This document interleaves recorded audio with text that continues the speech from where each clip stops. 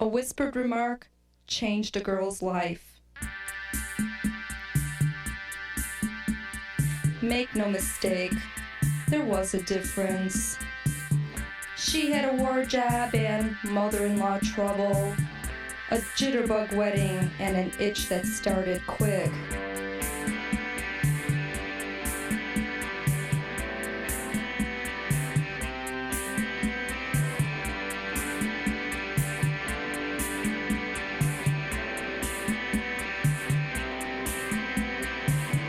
Dressed in the most attractive of rubber suits, posing as a girl, unmarried and unkissed, she set out to answer questions.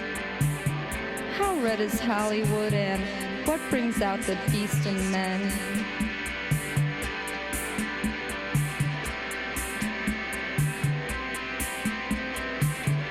By the seaside, by the bandstand, she sighs and says, too many blondes spoil the crowd. As sound systems loom over the city, electric, anesthetic, and that mad shine is drilled into the moon, which is masculine that night. But this ain't no musical romp, no screwball comedy. This is just dog-collared loneliness. The world is not a wild place. A whispered remark changed a girl's life. Make no mistake, there was a difference. She had a war job and mother-in-law trouble, a jitterbug wedding and an itch that started quick.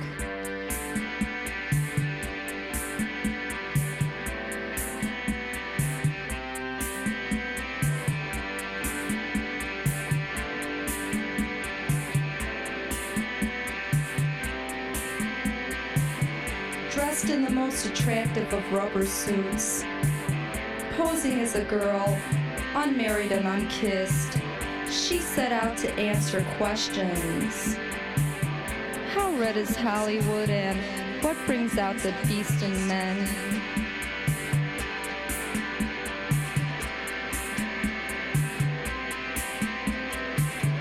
By the seaside, by the bandstand, she sighs and says, too many blondes spoil the crowd.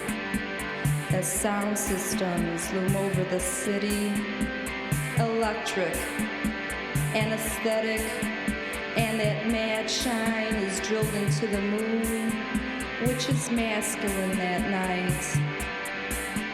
But this ain't no musical romp, no screwball comedy. This is just dog-collared loneliness. The world is not a wild place.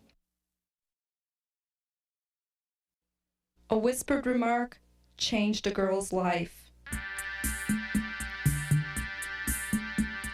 Make no mistake, there was a difference. She had a war job and mother-in-law trouble, a jitterbug wedding and an itch that started quick.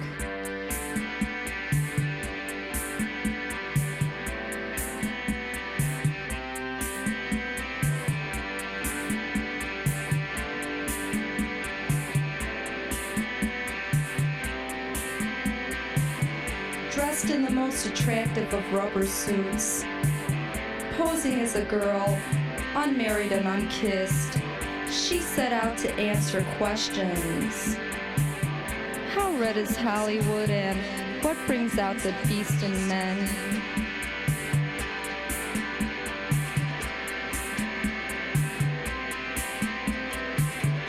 By the seaside, by the bandstand, she sighs and says, too many blondes spoil the crowd. As sound systems loom over the city, electric, anesthetic, and that mad shine is drilled into the moon, which is masculine that night. But This ain't no musical rap, no screwball comedy. This is just dog-collared loneliness. The world is not a wild place. A whispered remark changed a girl's life. Make no mistake, there was a difference. She had a war job and mother-in-law trouble, a jitterbug wedding and an itch that started quick.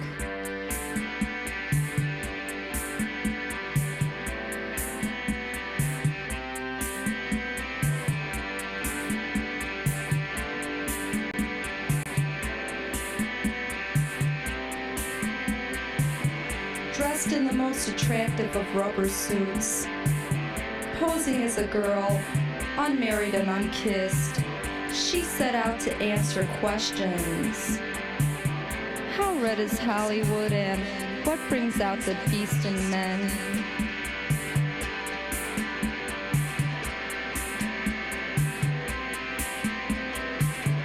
By the seaside, by the bandstand, she sighs and says, too many blondes spoil the crowd. As sound systems loom over the city, electric, anesthetic, and that mad shine is drilled into the moon, which is masculine that night. But this ain't no musical rap, no screwball comedy. This is just dog-collared loneliness. The world is not a wild place. A whispered remark changed a girl's life. Make no mistake, there was a difference. She had a war job and mother-in-law trouble, a jitterbug wedding and an itch that started quick.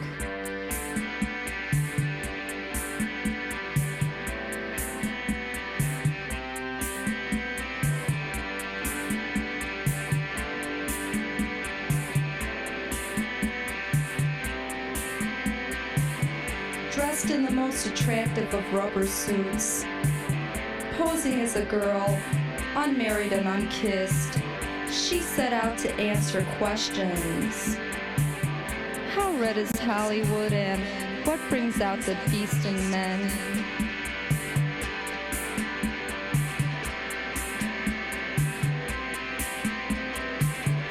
By the seaside, by the bandstand, she sighs and says, too many blondes spoil the crowd. As sound systems loom over the city, electric, anesthetic, and that mad shine is drilled into the moon, which is masculine that night. But this ain't no musical rap, no screwball comedy. This is just dog-collared loneliness. The world is not a wild place. A whispered remark changed a girl's life. Make no mistake, there was a difference. She had a war job and mother-in-law trouble, a jitterbug wedding and an itch that started quick.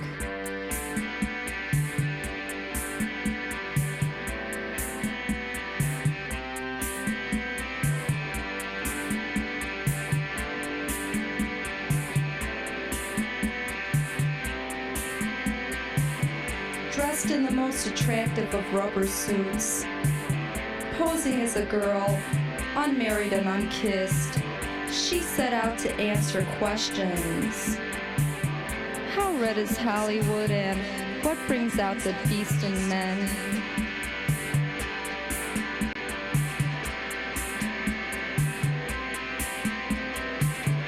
By the seaside, by the bandstand, she sighs and says, too many blondes spoil the crowd. as sound systems loom over the city. Electric, anesthetic, and that mad shine is drilled into the moon, which is masculine that night. But this ain't no musical romp, no screwball comedy. This is just dog-collared loneliness. The world is not a wild place. A whispered remark changed a girl's life. Make no mistake, there was a difference. She had a war job and mother-in-law trouble, a jitterbug wedding and an itch that started quick.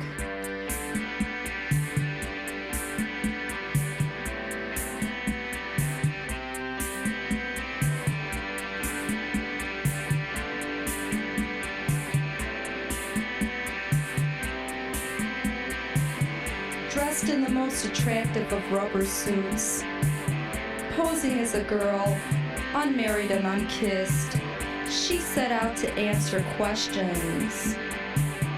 How red is Hollywood and what brings out the beast in men?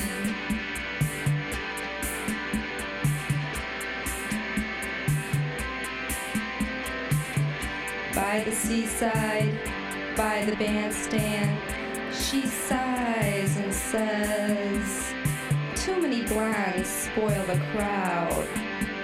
As sound systems loom over the city, electric, anesthetic, and that mad shine is drilled into the moon, which is masculine that night.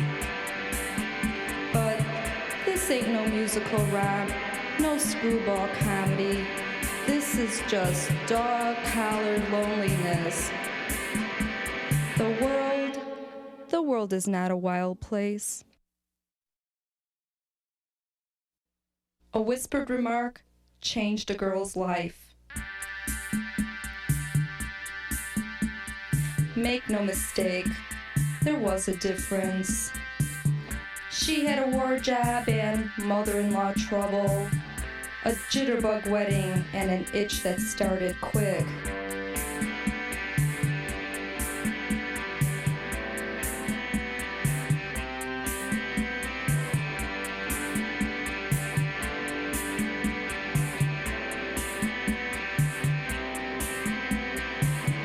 Dressed in the most attractive of rubber suits, posing as a girl, unmarried and unkissed, she set out to answer questions. How red is Hollywood and what brings out the beast in men?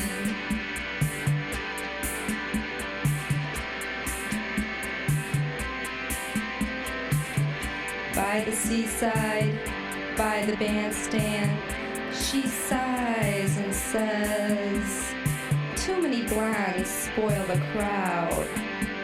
As sound systems loom over the city, electric, anesthetic, and that mad shine is drilled into the moon, which is masculine that night.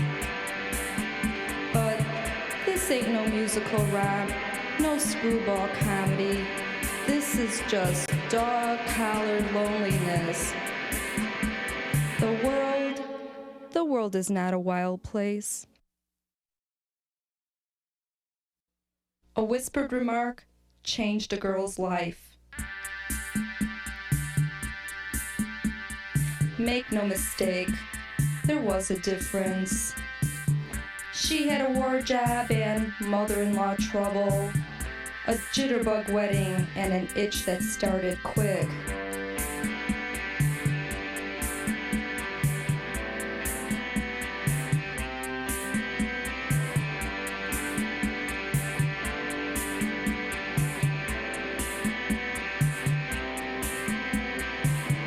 Dressed in the most attractive of rubber suits, posing as a girl, unmarried and unkissed, she set out to answer questions.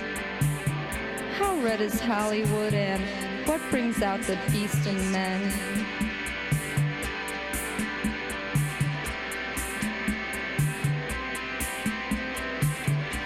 By the seaside, by the bandstand, she sighs and says, too many blondes spoil the crowd. As sound systems loom over the city, electric, anesthetic, and that mad shine is drilled into the moon, which is masculine that night. But this ain't no musical rock, no screwball comedy. This is just dog-collared loneliness. The world is not a wild place. A whispered remark changed a girl's life. Make no mistake, there was a difference. She had a war job and mother-in-law trouble, a jitterbug wedding and an itch that started quick.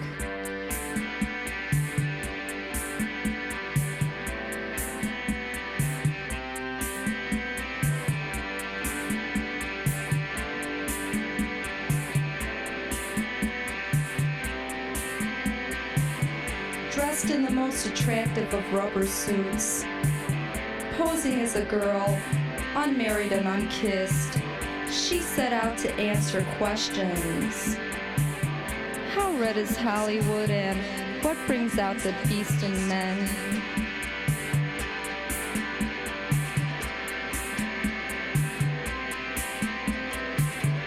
By the seaside, by the bandstand, she sighs and says, too many blondes spoil the crowd.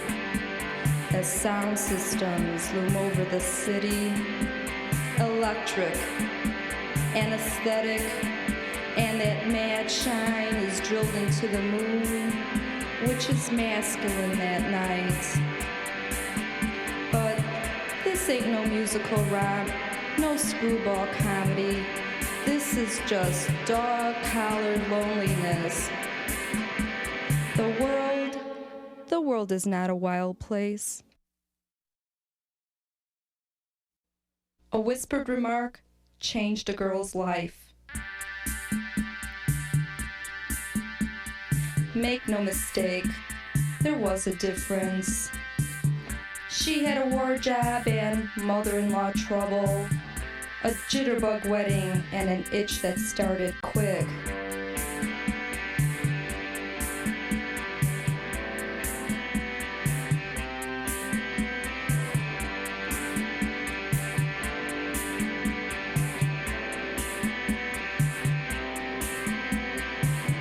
Dressed in the most attractive of rubber suits, posing as a girl, unmarried and unkissed, she set out to answer questions. How red is Hollywood and what brings out the beast in men?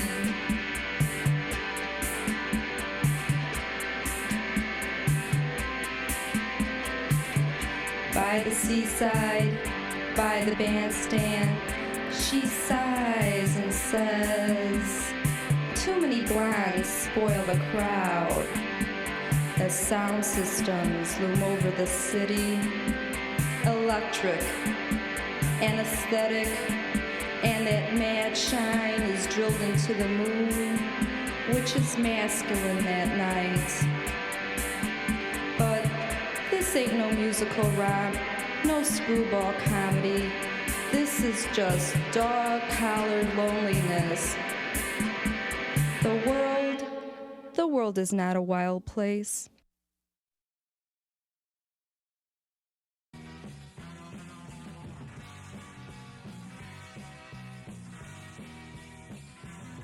Hey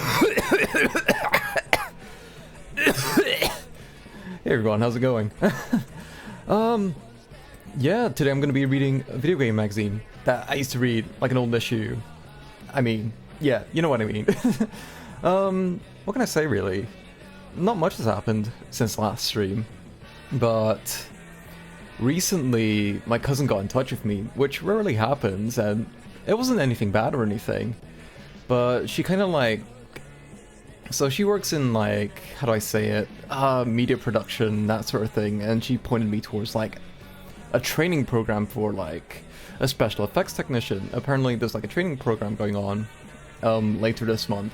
Well, sorry, I'm just in my seat. So from what I understand, it's like a training program that's occurring later this month, or at least submissions close at the end of this month.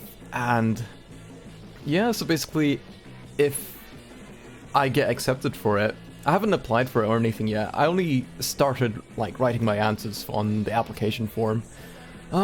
Basically, yeah. So if I get accepted, that means I'll be working in production as like a trainee special effects technician. So potentially I could do like practical effects. At least that's what I imagine. You do like practical effects, potentially blow things up, and just have a good time overall, I imagine. I don't know, it always seems like a fun thing to do. You know, I like how do I say it, like special effects, practical effects, especially the likes of like old tokusatsu films and TV shows like Ultraman or from like Subaraya Productions. But my main hang-up about it is that I currently work at my current job at the moment. I've been there for only a month, and although it's a good job, you know, it's very low stress, you know, it's very chill, and it's very close to my home. It's not something that I see myself doing forever, really. This is kind of like a stepping stone to like bigger things. At least that's how I see it in my head. And yeah, so I like this job that I have at the moment, and it took me months and months of being unemployed, you know, until I got this one, until being offered this one that I'm currently working. And yeah, you know, do I leave a potentially long-term job to pursue something that might be fun that's only going to be like 6 months? But then again, if I go through this program, that kind of like qualifies me to become like a freelancer sort of thing. So, you know, I can be called up to attend productions wherever they may occur, that sort of thing. And, you know, I guess that okay, yes, it's a 6-month program, but it might like open up more options for me in the future, potentially more fun options in the future. Yeah, I don't know, it's just something I'm kind of hung up about. Like, it does sound very interesting, I would love to do it, and the pay's not bad as well if you're in this trainee program. But I don't know, to be honest. Like, I don't want to, how do I say this, like, I'm kind of reluctant to leave the job that took me months to get so soon, you know, for something that isn't necessarily guaranteed. But like I said, it sounds like a lot of fun, and it might open up more options for me, so that's me like weighing the pros and cons, that sort of thing. But either way, I thought I would like apply for it anyway and see what they say, because, you know, it's not guaranteed I'll be accepted for it or anything, but at the same time, it sounds like a lot of fun, and I like fun. And yeah, I guess that's the main thing, to be honest. What can I say about the stream? Today I'm going to be reading through an old retro magazine, and yeah, potentially there is a game demo that I want to try out, right? It's a VR game demo called Project Mix. It kind of, I don't know much about it. All I know is that you mix drinks. It's very reminiscent of Valhalla, except it's in VR, that sort of thing. I don't know much about the story. I know it's in Hong Kong, or, you know, a futuristic Hong Kong, and you can give a cigarette to a cat. That's all I know about it, to be honest. But yeah, if I were to go through with it, I'll see how I feel after reading through this entire game magazine.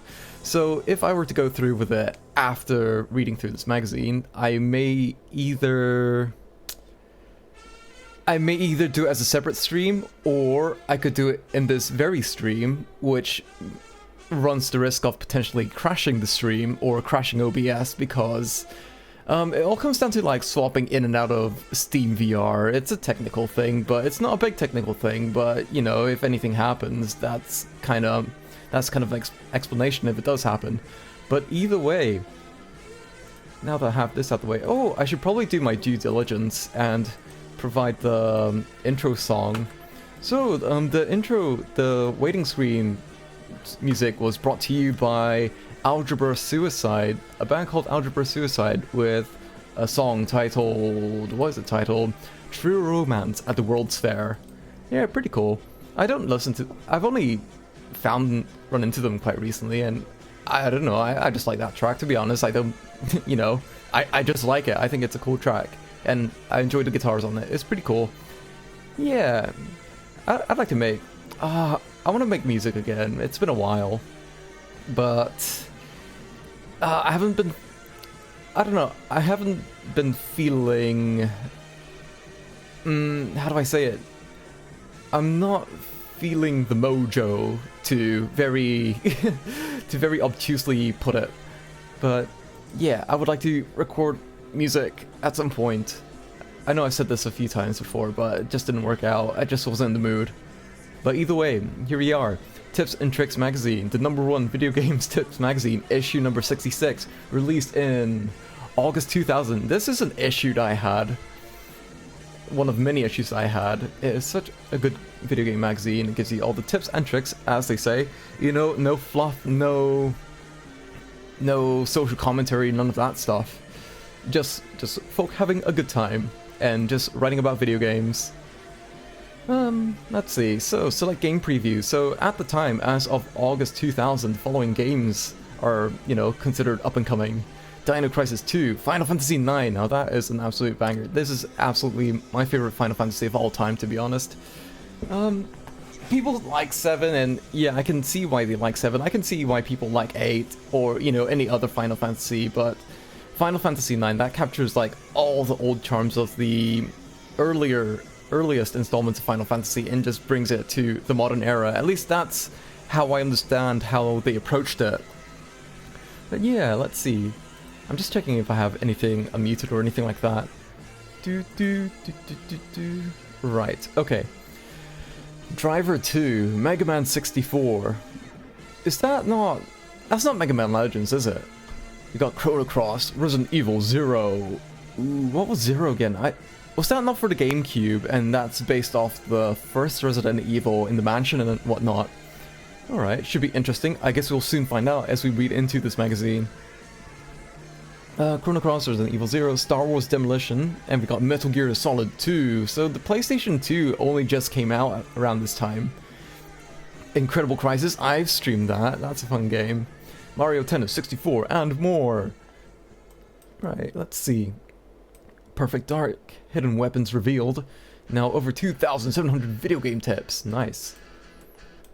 Then we also got Threads of Fate and N-Gen Racing, whatever that is. Metal Slug 3. I love Metal Slug, but I always have trouble telling the difference between each installment. You know, they're always numbered, but... like, yeah, they're numbered, but it doesn't really tell me much, you know. Alright, let's see. Let's check out some old video game advertisements. Let's see. Let's see. So this is like a little evocative image. Graveyard of baseball bats, broken dreams, and crushed careers. So what's this? Sega Sports World Series Baseball 2001. Welcome to the show, mate. It's all here. Detailed player profiles, full 3D ballparks, and ultra-realistic stat-based gameplay. Live it up while you can, though, because our nastiest pitching engine yet has been designed to find your weaknesses, then hammer them mercilessly, and eventually it's going to be a certain Senor Martinez's turn in the rotation. Alright. Looks pretty cool. It's got a nice style, I would say. I think they also use actual photographs as well. But yeah, these other screenshots looks pretty moody. It evokes a certain kind of mood, which I can't quite capture with words. Oh, it's for the Dreamcast as well. Not bad. Dreamcast is very underrated. It's basically an arcade machine in the home. Because it's based off the, what was it? Sega Naomi machine. I guess you could call it a machine. Alright, what is this one? Covert Ops, Nuclear Dawn. A nuclear bomb is about to detonate. It's controlled by sadistic thermo-terrorists. Thermo-terrorists, are they just like terrorists that just happen to be hot or something? An ambassador's life hangs in the balance. No reinforcements are coming. Will anyone make it to Dawn? I don't know. Oh my god, is that a Hind helicopter? Assault helicopter? Action, adventure, goes high speed.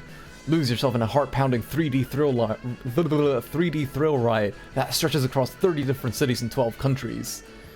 Multiple decisions, multiple outcomes, very open-ended. Every decision becomes crucial as you change routes, engage enemies, and alter the outcome. Very nice. I like it when the game gives you different paths. Search, solve, and destroy. Search computers and bodies to find clues, then dispose of terrorists using 10 different military weapons. 10 whole weapons. It kind of reminds me of Resident Evil, you know, using tank controls and whatnot, fixed camera positions, and funny angles. PlayStation, Sugar Rocket. Rated mature for animated blood and gore and animated violence by Activision. Cool.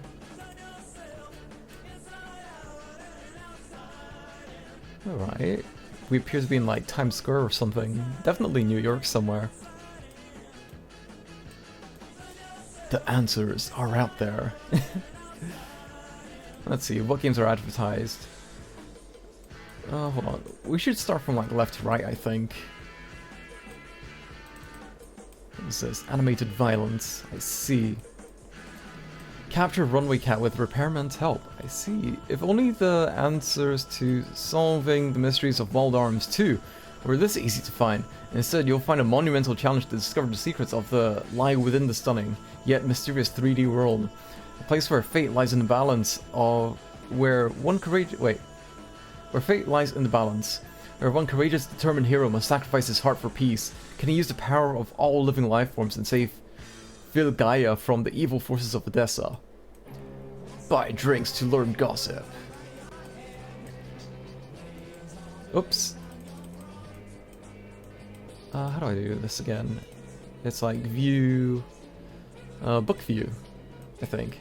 There we go. And I can see both pages. Use new tools to get treasure. Kick computer to make it work.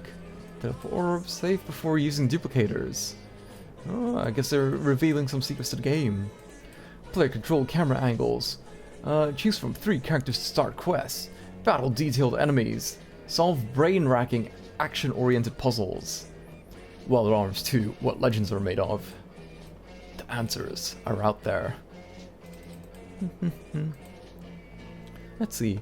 Ooh, what's this one? Marvel vs. Capcom 2. I think I had the first Marvel vs. Capcom. 56 Invincible Legends, 1 incredible fighting game. Looks pretty cool. I always like the rosters in these. I always like crossovers in fighting game. Oh, and there's Trombone as well. And there's Psylocke. The world's most insane tag team fantasy fighting series is beyond belief in Marvel vs. Capcom 2 for the Sega Dreamcast. An unprecedented total of 56 playable characters include the debut of Jill from Resident Evil, Tron and her Servbots. Oh, I see they spelled Servbots wrong, can't let that slide. And Cable from Marvel Comics fame.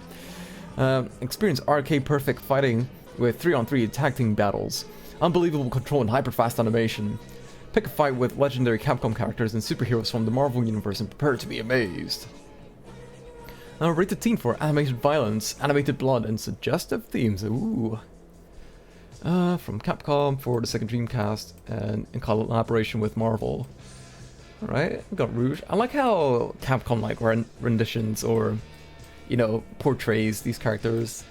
It's a very nice style. It kind of suits them, even though I don't really care about superhero stuff, to be honest.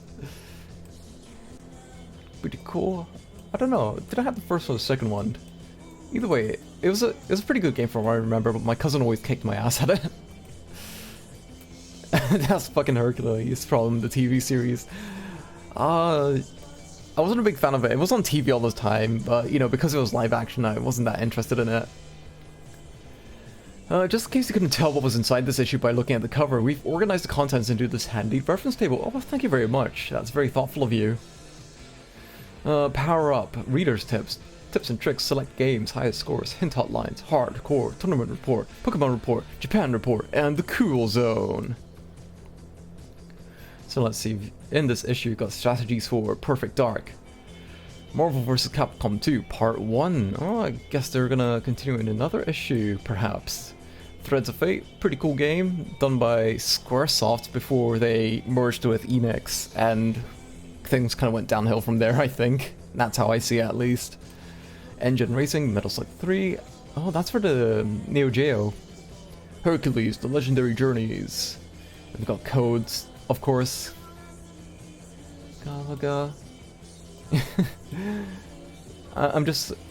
Yeah, that's definitely a nostalgic thing for me. The Pokemon themed Nintendo 64. I didn't really have... Well, I had a Nintendo 64, but I didn't have it for... I didn't play for that long. I played like during the days when it was getting phased out. And it was only to play like Pokemon Stadium of all things. We got Japan Report, then we got the Cool Zone. Oh yeah, Mr. Driller. Hold on. Let's see, August 2000, on the cover, Capcom's mightiest heroes face off against Marvel Comics' finest in the new arcade hit Marvel vs. Capcom 2, coming soon to Dreamcast. Capcom is a registered trademark of Capcom Company Limited, or Co.Limited. Marvel Comics and all character names and the distinctive likenesses thereof are trademarks of Marvel characters incorporated and are used with permission. Trademark and copyright 1998 Marvel Characters Incorporated, all rights reserved. Let's see. Where? I like the style of Mr. Driller. It's addictive, it's frenetic, it's a total blast. It's Mr. Driller, the pick up and play puzzle game that's a whole lot of fun. Strap on your hard hat, fire up your drill and tunnel into action. Mr. Driller takes seconds to learn, yet provides years of challenge and enjoyment. Be prepared, once you start drilling, there's no chillin'. Alright. Yeah. 2D puzzle, not really a platformer, I guess. But it's a very cute and stylish game. I've never really played it though, to be honest, but, you know, it's not that I didn't like it, I just never got the chance to play it. I just got good character design. Let's see, so then we got the staff here. Who is this?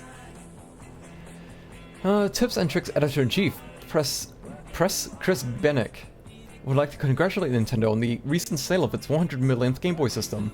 Having owned 5 or 6 different models himself, he reckons he's played hundreds of Game Boy games and drained hundreds of batteries since the system was introduced in 1989. Current favorite games: Mario Golf, Incredible Crisis, Samba de Amigo, Mystical Ninja starring Goemon.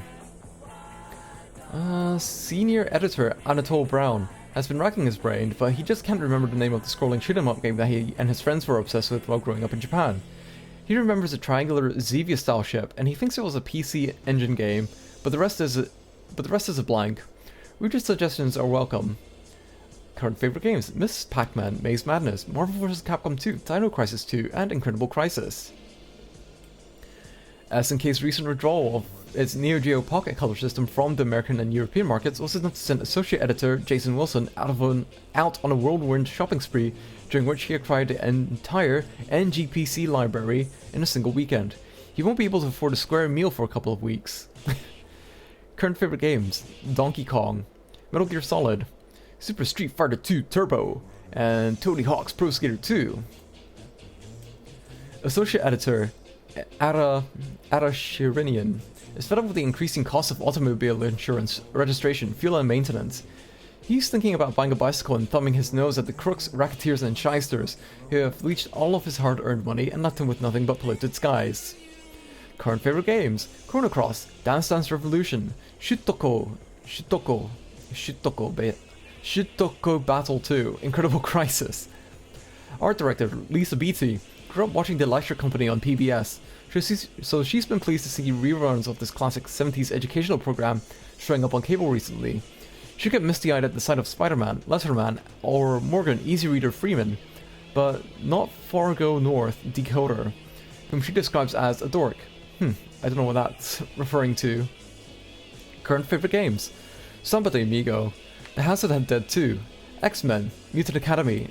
Oh, is that not a fighting game, I think? Devil Dice, that sounds very familiar as well. Instead of the quiet reserved assistant or editor, Charlotte Shen, that we all know and love, Tips and Trick staff has had a hard time getting used to the new Charlotte, who's power-packed from gulping Pokemon vitamins. Her daily routine now includes smacking Jason around the office like a cartoon punching bag. Current favorite games: Adventure, Tetris, Valkyrie Profile, and Dragon Warrior. Yes, I just noticed that. Kiss makeup. Contributing editor Pat Reynolds is very excited about the new laser sight peripheral from Blaze that connects to your light gun and allows you to draw a bead on video game opponents with uncanny accuracy. Like his neighbors don't think he's crazy enough. All they need to see is him running around the house with a freaking laser sight. Current favorite games: Armored Core 2, Mega Man Legends 2, Guitar Freaks, and Mega Man 64. Oh, he was playing Guitar Hero before it was cool. Hold on, I need to burp. Excuse me. When he's not replacing bearings on his skateboard or tweaking the sensitivity of his analog joysticks to give him more precise control, Jeff Arnold likes to experiment with unusual guitar tunings. Oh, so do I, but except I stuck with a strange guitar tuning for probably more than 10 years at this point. He also likes to leave his morally wah pedal half depressed in order to get that mid-rangey Michael Schenker style abandoned post office tone. Current favorite games: Army Men, World War, Frontline, Moon Patrol, and Battlezone. Rich Krupa's affair with legendary Screen Queen Miss Pac-Man has provided plenty of fodder for industry gossip columnists. They're calling him the Larry Fortensky of video games. Visitors to the couple's Palm Springs hideaway can expect a blast from Super Soaker that Rich uses to chase away paparazzi. Current favorite games: Tony Hawk's Pro Skater, Dance Dance Revolution, Buster Move 4, and Godzilla Maximum Impact. Let's see. And I guess we got more people. Larry Flint as, yeah, the publisher. President Jim Coles. Alright. Thank you to all these people. Let's see. What can you get for sale on $10? A band called the Corn Biscuits. No good times, no fun. Pizza. Alright. Side Street Boys. Or a great new game for the PlayStation game console. Was it really $10? I know, like, I definitely bought, like, parts of games for around the same price. $9.99, you got a game. Spec Ops, Stealth Patrol, the enemy is expecting you tomorrow. You're already there. I think I had the CD, but I don't think it ever worked for me. I don't know. If I ever did play this game, it wasn't that much. So I can't really say much about it. Choose stealth or all-out frontal assault as you lead your team of rangers into combat against ultra-powerful terrorist units. Fight against time and huge enemy forces in global terrorist hotspots. An arsenal to choose from, including night vision goggles, sniper rifles, machine guns, tripwire mines, grenades, shotguns, and more. 2-player split-screen battle mode. Lead your team with guns blazing or silently under the cover of darkness, across landscapes of thick jungle, barren desert, arctic tundra, and dense forest. Action Bass, size matters. Not for $9.99. What a bargain. Tournament style challenge mode, freewheeling free mode, and an extra bonus mode is available. Lure action gauge, lure movement status meter, allowing the player to monitor lure movement easily. Enjoy watching fish up to 5 heaviest. Enjoy watching fish up to 5 heaviest brought back in the aquarium mode. 5 diverse lures are available at the beginning, covering a wide range of water conditions and lure movements. More lures will be available as the player gains experience. Wide variety of lure action possible to attract bass, with some lures requiring retrieving or rod movements only while others requiring skillful combination of the two. I see. That kind of went over my head, to be honest. Martian Gothic, explore the darkness of the planet. No, the dark side of the planet, my bad. Year 2018 on Vita 1. Wow, in the not so far future. A base constructed on the face of Mars, man reaches for evidence of bacterial life beneath the frozen surface. During the excavation, a giant sarcophagus opens into a vast and ancient necropolis. Soon after, all communication with Mars ends. Reason for breakdown of transmission, unknown. Fate of Vita 1 base, unknown. I think it'll be a while until we, establish a Vita 1 base anywhere. Alright. Kind of looks like tank controls, Resident Evil-esque. Through the complex layered plot, follow 3 investigators sent by Earth Control to assess the situation on Vita 1. Dozens of treacherous subterranean city caverns to explore. Non-linear puzzle structures challenge you at every turn. Strange and violent creatures stalk you constantly as you seek answers for the disappearance of Vita-1 staff and the mystery of the ancient Martian necropolis. Then we've got Garage Warriors. There is no such thing as friendly fire. 23 mission battle arenas. 11 ruthless and unique gangs. The final boss to compete against in battle.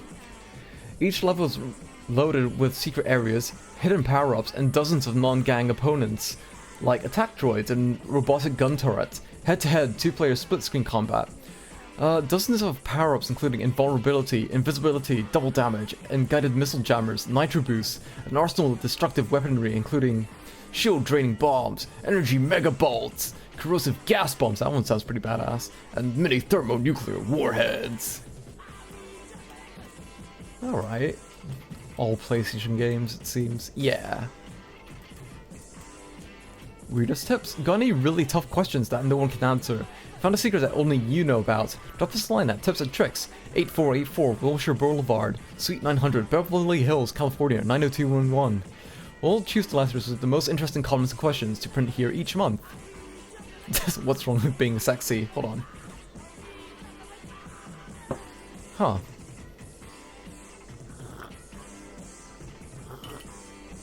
Sorry, I was drinking my coffee. So this, mind you, this issue came out in August 2000. August 2000. What's wrong with being sexy? We are currently studying sexism in the media. While looking through your magazine, we found ads that would represent sexist or degrading images of women. After studying the topic extensively, we have found that there is a relationship between the way that the media portrays women and the way that men act towards them. Showing ads like the one for Death Trap Dungeon or Tomb Raider portrays images of busty or easy women in sexual positions, when there is clearly no need for this. By accepting these ads, your magazine is continuing to contribute a degrading image to women and the objectification of women. We believe very strongly that your magazine should not continue to promote these sexist and degrading images of women, and should rather stand up for their rights by no longer running ads of these types. We would like to know how you feel about these ads appearing in your magazine, and if these are the messages you would like your audience to receive. Thank you for your time. Please respond. Kinda reductive, but let's see what they say. Well, David, we don't like sexist or degrading advertisements either, but the nature of our business sometimes does not allow us the opportunity to research these matters before a questionable advertisement is printed. And just like any other magazine, Tips and Tricks needs ads in order to stay alive. There is a complex interaction between advertisements and consumers that is a lot more liquid than most people realize. The content of ads is strongly influenced by consumers. Certain objects or ideas do not appear in ads because our society has demanded them to be inappropriate. On the other hand, ads can also change society's opinions, wants, and morals. The most powerful statement consumers can make is to choose which businesses to patronize. Remember, these messages are not from us, they are from the game publishers and manufacturers. That's the whole reason why ads are separated from the other sections of the magazine. They are a message from the maker of this game to you. If you don't like what they have to say, we suggest you avoid buying their products and or write them letters. VCD ABCs. Hi, my name is Aubrey. I've seen the PlayStation movie card advertised. If it doesn't play DVDs, what exactly does it play? Thanks for taking the time to read my letter. By Aubrey Stewart from Walker, LA. This movie card is not an official licensed Sony product and was created primarily for the Asian markets. These kinds of devices play what is known as a VCD or video CD. They are compressed video that has been written onto a CD. You won't be able to find many VCDs here, but overseas there are plenty of them. They were definitely all over the place where I grew up in Singapore. You know, instead of Blockbuster you would have VCD shops, and I fucking love those. You have so much variety, you have so many choices. I used to watch like old school Showa Ultraman, because they didn't air on the TV. If it didn't air on the TV, you could definitely find it in the VCD shop. And oh my god, I have a lot of old Ultraman VCDs stored somewhere, and I love them to bits. Although I haven't watched them in many years, I just have like a strong sentimental connection with them. And yeah, no, VCDs were a big part of me growing up. But don't think that you're missing much. The video quality is poor, even worse than a VHS tape, but I still love them though. The Iron Man. Hey guys, I have a couple of questions. I know that you have seen the anime movie Akira. I know this is from your Resident Evil Code Veronica strategy guide when you say, pulls a Tetsuo for Alexia. So I was wondering if you, like me, noticed that a character in the game, Gekido, May 2000 issue, select game section, is named Tetsuo. I wanted to know if there's a connection between these two. It sounds like there could be a connection because of how similar the two are. Both the movie and the game seem to deal with mind powers, but it is likely that they are connected in some way. Are there any games based on Akira? If there are, what system? If there aren't, someone should definitely make one. From Chris Killeen, from Englishtown, New Jersey. Tetsuo is not an unusual Japanese first name, so you may often see it in things like comics, games, films, etc. On the other hand, Gekido is highly influenced by Japanese pop culture, so the developers may very well have had Akira's Tetsuo in mind. To answer your second question, there was at least one 8-bit Akira game released in Japan. Another Akira game was created and sold in Europe for the CD32 system. Finally, in 1994 and 1995, Akira games... Did it really come out that far back? Huh. Did it not come out in like 1989 or something like that? Finally, in 1994 and 1995, Akira games for all the major console systems of the game were announced for domestic release by THQ. Unfortunately, none of them ever came out. Oh, that's a shame. I wonder what a Akira game today would look like. Token of the month, Pirates Hideaway. 1992, non-negotiable, game token, non-redeemable. This month's token comes from the Pirates Hideaway in San Diego, California. It was sent in by Justin Cooper. Thanks, Justin. Yeah, thank you very much. Arcade players and operators, send us a token of your favorite arcade. If we choose as our token of the month, we'll print your name and use your tokens as the arcade icon in the magazine for one issue. Tape the token to a piece of cardboard so it doesn't come loose in the envelope, and send it to Token of the Month, Tips and Tricks Magazine, 8484 Wilshire Boulevard, Suite 900, Beverly Hills, California, 92211. What is this? You are the chosen one. Prove it. Crystallis. It'll take more than your own magic and skill to save mankind from evil. To fulfill prophecy, you'll need to combine the power of the elements to create the most feared weapon of all time, Crystallis. Looks pretty good for a Game Boy game, you know, judging from 2 screenshots. Perfect Dark. Now that you've spent your whole summer playing Perfect Dark, I've never played Perfect Dark. I know it was like a spiritual successor to GoldenEye. That's my understanding of it. We figured we'd give you some added hints to help increase the playability of the game. Ah, okay. There are several hidden weapons throughout the solo missions that are pretty hard to find, but once you get them, they'll help you crush the enemy. By Anatole Brown. Or Anatoly. Hold on, I need to burp again. God, it's almost 5 in the morning. I woke up at a fucking stupid time. I woke up like... I did an all-nighter yesterday, and I woke up at like 1 AM earlier, so I've been awake for just over 3 hours so far. Oh, and I got a haircut as well. I really needed that. It feels so much cooler now. Right, anyway. Hidden weapons. Each level has 1 or 2 hidden weapons that can aid you in your missions. This can also help you unlock more weapons in the firing range in Carrington Institute. Since only the weapons that you come across in the solo missions will be available there, note that some hidden weapons are only available when playing at specific difficulty levels. Ooh, you got the Double Falcon too. There is one shock trooper with double falcons on the 3rd level down from the top. He's the only shock trooper in the floor that you won't miss him. Then you got the laptop gun. At perfect agent difficulty, let the programmer run for his life and chase him down the hall to a door that reveals weapon storage room. Oh, cool. Then we got the DY-357 Magnum and the grenade/dragon. A dragon! An actual dragon! Kill the guards on the bottom floor without being detected. After going up the elevator, or the elevator, a shock trooper will come around the corner with Cassandra's key. Use the key to get into her office and grab the grenade off on the table. Throw it into the right corner near the picture on the man and blow up a hole in the wall to get the dragon. Alright. So these basically like point you to different hidden weapons. We've got Bomb, Spy, Double Falcon 2, but scoped. crossbow. The N-bomb was this.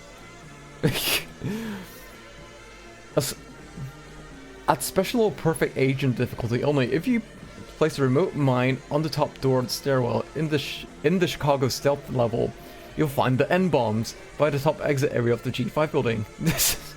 Okay. Make what you will of that. Infiltration. Rocket launcher. Not very interesting. Double MagSec 4. Double Falcon 2, but silenced. And the Phoenix. Let's see.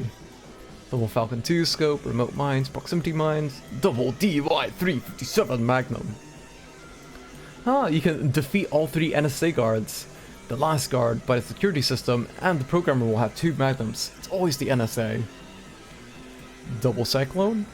If you kill the 2 guards right next to the stairwell, they all have keys to 2 elaborately decorated doors containing cyclones, so you can off them even before you even meet the president. Oh, nice one. Then you got this DY-357LX. More weapons, double Mauler, Devastator, quite fun names. Excuse me. Special assignments, Mr. Blonde's Revenge. Finish all solo missions at agent difficulty. And we got these greys. Buy an SOS. Finish all solo missions at special agent difficulty. War. Finish all solo missions at perfect agent difficulty.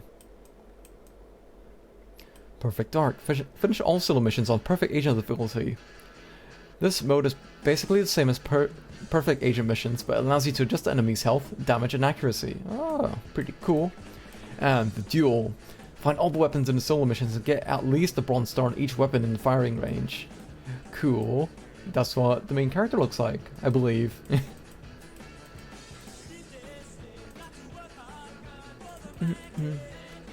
Let's see. Marvel vs. Capcom 2, Part 1. Let's see, let me get my reading glasses. Marvel vs. Capcom 2 is very different from its predecessors. There is no strong punch or forward kick button to string your attacks like the other games in the Versus series. You'll need to press jab button twice or short kick twice for your medium punch or forward kick to appear. This alters gameplay significantly for several reasons. First, you have to actually be close to your opponent, with him or her in blocking position or getting stuck. You'll also be unable to use either button as an anti-air maneuver or to poke at your opponent with characters that relied on moves like this, such as M. Bison with a standing forward kick. Most combination attacks can be done with jab punch, short kick, jab punch, and short kick in the air. At first it was believed that the traditional infinite combos were not present. However, savvy players had discovered a new type of infinite, which can be easily initiated near the corner, particularly when using Ken, Akuma, or Thanos. Oh, Thanos! Pixies. Mid-range big characters. Oh, so they're character types. Size, speed, and strength are essential when choosing your team. Oh. It's just that color contrast is really burning my eyes up. There are literally hundreds of teams you can choose from, but each character chosen must fit your gameplay style and balance out the whole of your team's various strengths and weaknesses. Choosing the order of your team also changes the level of damage parlayed as a result of a team hyper combo. Take the time to experiment by changing the order of your team. For example, choosing a team of Zangief, Cyclops, and Iceman in that order will yield a team with hyper combo strength that's very different. If you switch your primary characters, certain fighters set as the primary character, and Ikaris or Zangief, to name a few, will be the main reason why your team hyper combo damage is increasingly high. Switch the primary characters to a weaker character such as Roll or Surfbot, and the team hyper combo damage is decreased dramatically. Aww. Changing team order. Let's see. If you decide you want to change one of your assist characters to the primary character position, simply hold the assist button corresponding to the character you want to make your primary character before the start of each match. For example, with a team of Iceman, Juggernaut, and Cable, in which Iceman is the primary character, you can hold down the partner B button before the match begins to make Cable the primary character. To make Juggernaut your primary character, hold down the partner A button before the start of the match. Ooh, they've got some move lists that I'm totally not going to remember. Hold on. The days of long lines waiting to play an old school Street Fighter 2 arcade game are long gone.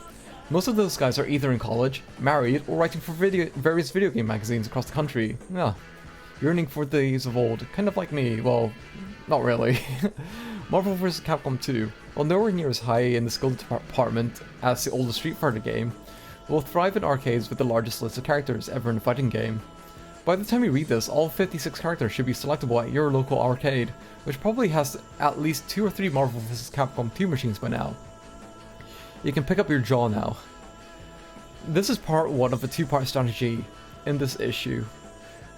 In this issue, we'll concentrate on a few key gameplay factors in the Versus series and give you move lists and tips for half of the game's selectable fighters.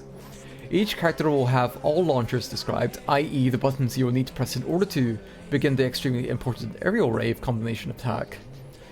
All special moves and super moves will be listed, as well as various helper attack methods that are chosen for each character before each match.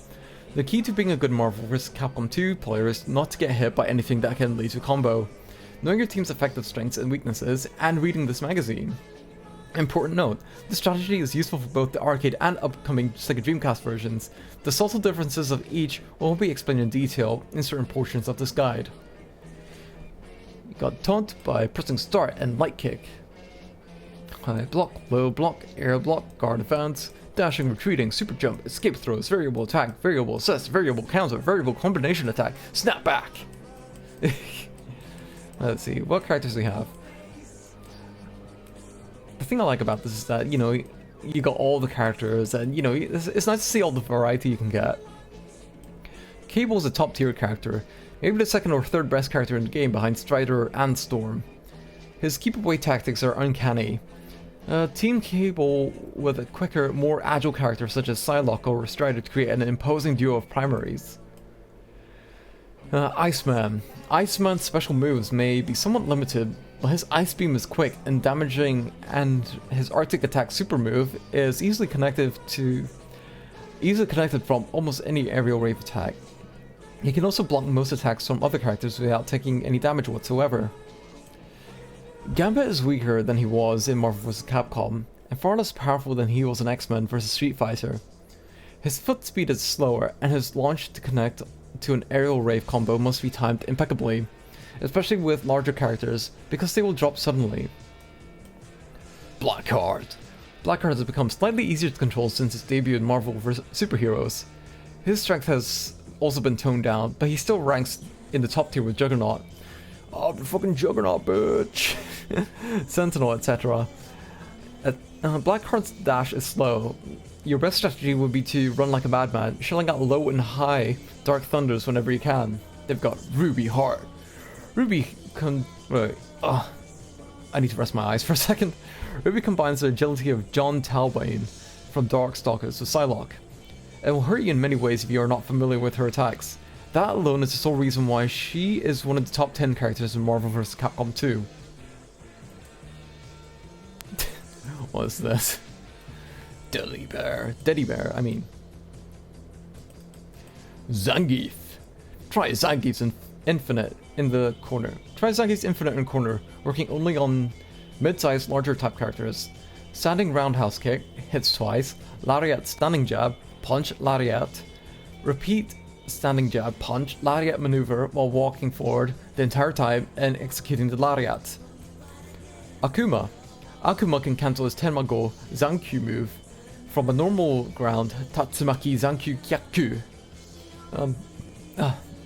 This causes a huge amount of damage and can be exploited repeatedly after an aerial rave attack. Wait. Sorry, excuse me. I ate something before stream. After an aerial rave, attack on an air Tatsumaki Zankyu Kyaku, or Hurricane Kick if you will, which will do more damage than if you needed to attack with another special move. Than if you ended the attack with another special move. Charlie. Poor Charlie. He was great in the days of X-Men vs. Street Fighter when he could cancel anything he wanted into a Sonic Break super move. Charlie is still quick, but he should be replaced by the much more agile and experienced Guile. Juggernaut! Juggernaut's back! Try using this gargantuan mutant villain as your primary character. Perform the power-up technique. Tag in another team member, then use Juggy's dash assist type for an extra 50% damage. Oh, pretty cool. Ground dash variety, projectile type, anti-air, balance. Alright. Got different fighting styles for different characters. Teddy bear. Put Teddy on the most endangered species list, and fur fighters on your most wanted. A new kind of game has hit the scene. Part adventure crammed, shoot 'em up, part heavy petting, and patenting action. Playing as all 6 armed animal liberators against a malevolent fat cat, General Vigo. It's a raging romp of feline conspiracies, blazing animal combat, and unrelenting beaver shots. Nice. Like, I've seen ads for this, but I've never actually played it. I'm trying to think what it reminds me of. Control-wise, it's kind of reminiscent of, like, say, Boombots for the PlayStation. That's like a 3D free-roaming fighting game sort of thing. I think that's the best way I can describe it at the moment. Oh my god, is that freaking Spider-Man? Spider-Man is still one of the quickest fighters. He's best suited for beginners who are combo crazy or experts who want to use him for his extremely effective capture assist type. Capture recommended, expansion, anti-air. Captain America has a double jump that can be used to add extra heads during aerial wave combos. Press up after jumping in the air to try it. Cap is stronger than ever, but extremely slow when trying to pull off necessary aerial attacks. The short kick charging star is a good way to get closer to your opponent without jumping at them. Hayato! Hayato made his first appearance in Capcom's first 3D fighting game, Star Gladiator. Then again, in its sequel, Plasma Sword. Gladiator and Plasma Sword. His Plasma Sword incantation is what you see in Marvel vs. Capcom 2. Hayato's chains allow him to be a top tier combatant as well. Alright. Oh, there we go, Psylocke. Nice. Psylocke has a triple jump that can be used to add extra hits during aerial rave combos. Press up after jumping in the air to perform a double jump, then triple jump. Psylocke is quick and easy to use. Try a Kocho Gakure super move to tack on extra hits in the air after a successful aerial rave. Nice.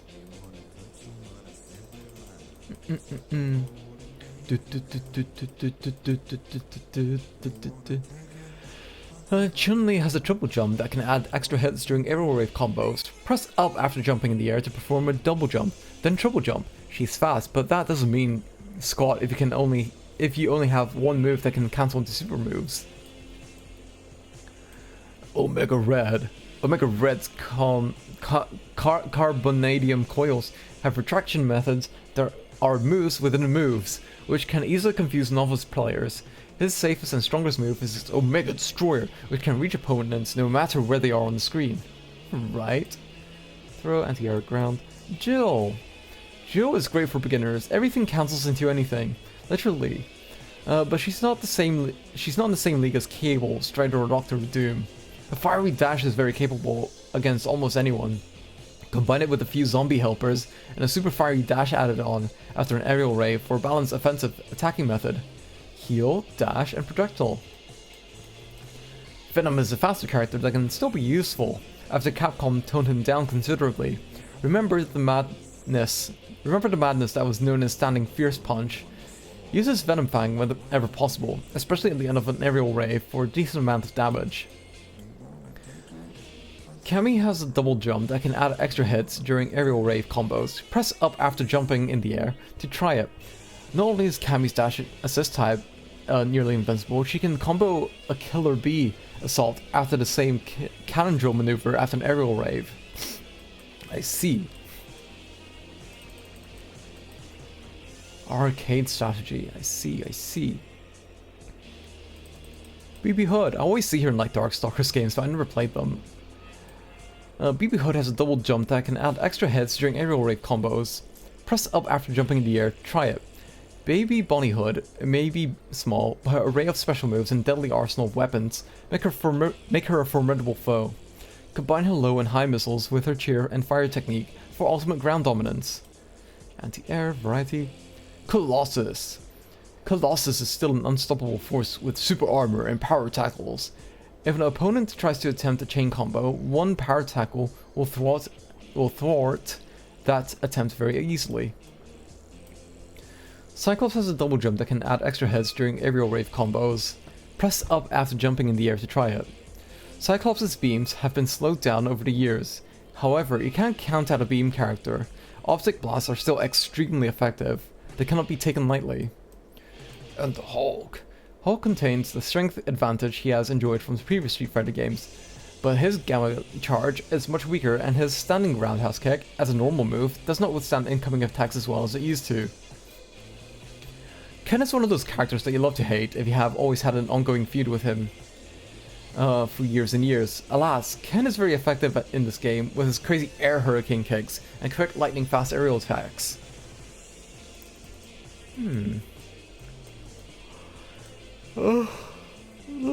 Catch the magic.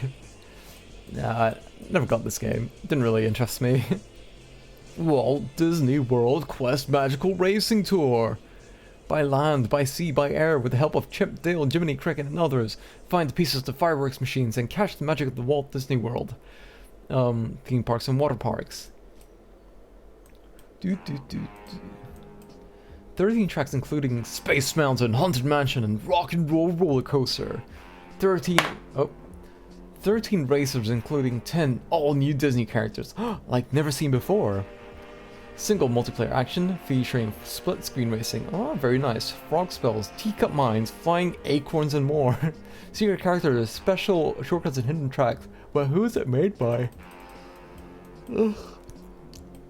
Test track at Epcot, Disney's Blizzard Beach, Big Thunder Mountain Railroad, Tomorrowland Speedway, and Dinosaur. Who are these characters? Chip, Dale. Don't know who these two are though. Jiminy Cricket, that prick. Disney Interactive, mild animated violence, Sega Dreamcast, by Crystal Dynamics and Eidos. I presume those are the guys that made Gex, presumably. Ryu. Ryu is the slowest of the three uppercut brothers in this game, but still maintains a standard grasp of how to be effective when it counts. The Shinkyu Hadouken! After a successful aerial rave, is still one of the most effective combination attacks in the game. Then we got Sabretooth. Capcom has slowed Sabretooth down to the point where he relies on his sidekick Birdie more than he should. Use the heavy armed Birdie super move whenever you can. It's your only hope of winning. Sakura. There isn't much need to transform into Dark Sakura. It needlessly wastes much of her super meter, which you'll be needing to perform multiple Shinkyu Hadouken super moves on your opponent. Sorry, I'm stretching. Oh my god. The only way to be an effective Sentinel player is to take advantage of his advanced air attacks. Sentinel can hit an opponent from all angles when flying around in the air. You can somehow tag an opponent with this roundhouse kick. If you somehow tag an opponent with this roundhouse kick launcher, use the hard drive super move at the end of the aerial rave combo for maximum damage. Since Doom is mostly a character that attacks from the air, you'll need to place good ground characters such as Cable, Cammy to assist Dr. Doom properly. Use Dr. Doom's anti-air assist type instead of the recommended projectile assist type against the majority of the characters in the game. Right. There's a big guy. For you. Oh yeah, this was in previous issues I've read. Win the Ultimate Gaming Rig. Over 20,000 in prizes. Let's see, so this is what you can potentially get with the new Sony PlayStation 2, this huge fuck-off CRT, or one of those like home theater TVs. I don't know what they're called, it's like a certain format of TV.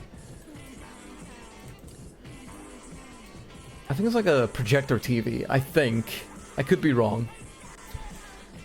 It's got a sick hi-fi system. I don't know what each of these do though.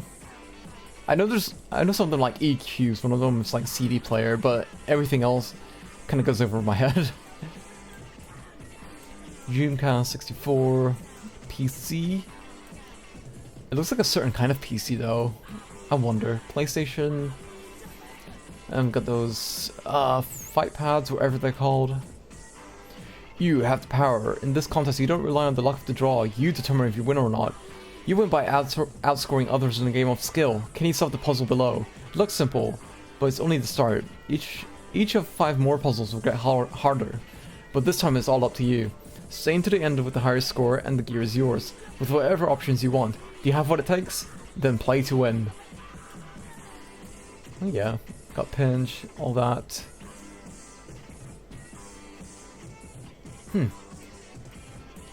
Enter me today, here's entry fee. We're talking gaming heaven. Oh, there it is. So the computer, you get a blazing fast computer with 600 MHz MMX Pentium 3, 128 megabytes RAM, 36 gigabytes hard drive space, DVD, Windows 2000, modem and more. Video game contest, got PlayStation 2, wait. Yep, PlayStation and PlayStation 2, Sega Dreamcast, Game Boy Pocket, and Nintendo 64. Get all 4 or trade the ones you don't want for cash. Bonus options include a 33-inch monitor, $100 in games, you choose, cash accessories and more. Media rig contest, the ultimate gaming environment, 60-inch monitor. Is that what that is? I guess it's just monitor. 60-inch monitor, 130 watt receiver. I'm guessing that's the receiver. With Dolby Digital Surround, DVD and all components shown, Wind DSS satellite receiver as a bonus option. This rig will blow you away. Yeah, I can imagine. Directions, don't need that. In the future, don't need that. Alright, done with that page. Cool. Threads of Fate. Squaresoft is on a roll this year with Front Mission 3, very good game. Tactical RPG, very good game. I should get back to it, to be honest. I only played it when I was like living in student halls, when I was doing my master's degree. I did try streaming it for a while, but then I got caught up with other things and other reasons as well. You know, sometimes you like, I don't know, sometimes you think like, why do I even bother sometimes? But yeah, Squaresoft is on a roll this year with Front Mission 3, Vagrant Story. I really want to try Vagrant Story. And now Threads of Fate. To keep thinking gamers awake into the wee hours of the night. Threads of Fate is the spiritual successor to Square's Brave Fencer Musashi. Oh, is it? Like I knew they were both made by Square, but I didn't realize like one's meant to be like spiritual successor or anything like that. It's an action RPG with a heavy emphasis on action. This game has 2 separate but interwoven storylines, something that's becoming a regular feature in Square's titles these days. You can play as the mysterious warrior Ryu, or the mischievous young princess Mint. Both are searching for the same powerful relic. Either way, Threads of Fate will keep you entertained from start to finish, and this strategy guide has all the information you need to get the most out of the game.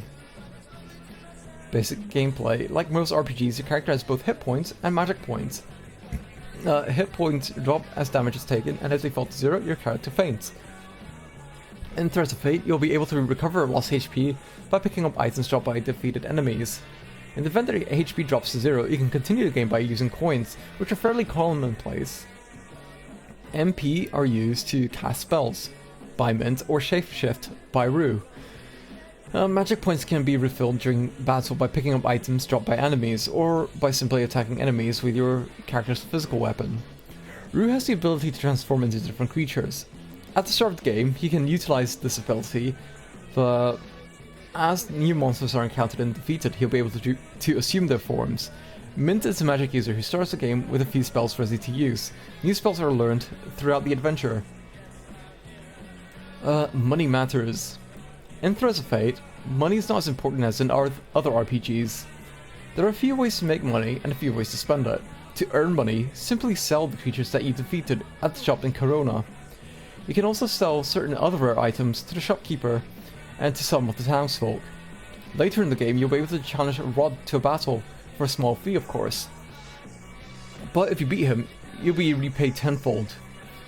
You'll need to spend your money to stay at the inn, upgrade your attack and defense ratings, and purchase continue coins at the church. I see. You'll be spending a great deal of time in a small seaside village, so get to know the layout and what the different shops have to offer. Here's a brief tour and some of the lesser known details of the town. Starting with the main town gate and going clockwise, you'll encounter the main gate, Tonio shop. Don't really recognize any of these, to be honest. The inn, the church, Klaus's shop, Miss Cartha's inn, Jargon's tavern, hub shop. This out-of-the-way shop offers upgrades to attack, defense, HP and MP to the seriously high price tag of 30,000 Gs apiece. If you bring Hobbs a rare bottle of wine from the labyrinth, he'll be a bit more reasonable with his pricing. The tunnel under the church leads to the docks, where you'll be spending almost no time at all. Fair enough, good point. Thanks for letting us know. In Threads of Fate, money's not as important as other RPGs. If you always spend money, I already said that. Yeah. Yeah, they were just repeating what was said here. Rule domination, baby! Mint Adventure. Mint is a magic user, relying on 7 different types of magic to use against her foes. Mint's magic can be augmented by different effects found throughout the game. She's also a capable hand-to-hand fighter, using metal rings as weapons. Learning which type of magic is powerful against different monsters and bosses is essential to victory when playing as Mint. Mint seeks the ancient relic so she can rule the world. Sounds reasonable. Fair enough. It's nice to have goals. Alright. Goblin Village. It rings a bell, but like I said, I don't really remember much of it, to be honest. The Cloud Whale. Corona. Yeah, speaking of Brave Fencer Musashi, that's playing on the screen above my head. Alright.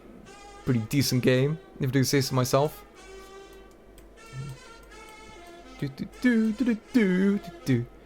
Corona, got the Trap Master. It's a trap. What else is there? Lakeside Field, Valence Fortress. End the game. Alright. Oh. Guess you don't really need that many pages. Rue is a young boy on a quest to locate the legendary relic in order to save the spirit of his sister. Aw, Claire. He's not interested in money or glory, only in carrying out his mission. Rue's weapon is an axe-like sword called Arc Edge. It delivers a more powerful attack than Mint's rings, and will be Rue's main form of attacking throughout the game. He also has the strange ability to transform into any almost creature, or almost any creature he's beaten in combat, which will aid him on his quest.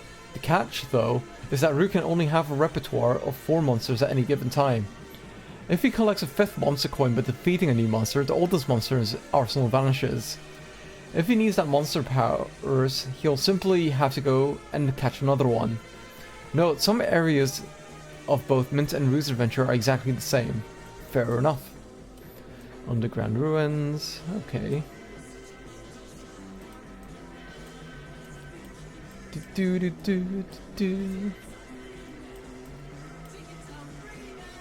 Bosses, Smoking Blood. Those are like the main antagonists. Ghost Temple, what name?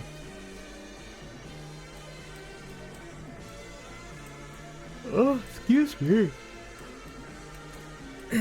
Metal Slug. I did like this version of Metal Slug. I also like the background music as well. Let's see, give me a second. Swap with this one. Cool. Oh, that's too loud. Ugh.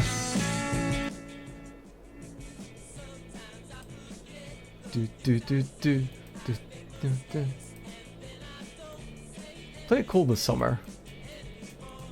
Why waste your time boiling in the blazing summer heat when you could be downstairs in the basement playing video games? Exposure to the sun's rays is now known to cause all kinds of undesirable side effects. Why not stay inside and enjoy the comforts of man's greatest inventions, namely air conditioning, chilled beverages, video games, and Tips and Tricks magazine? Not necessarily in that order though. To convince you that this is the way you should be spending your summer days, we're offering a 12-issue subscription to Tips and Tricks at the unprecedented low price of just $12. Now you can really keep cool, exploring the darkest depths of your favorite games' secret levels and hidden features with the help of #1 video game tips magazine. Yeah, just like, I had this issue as well.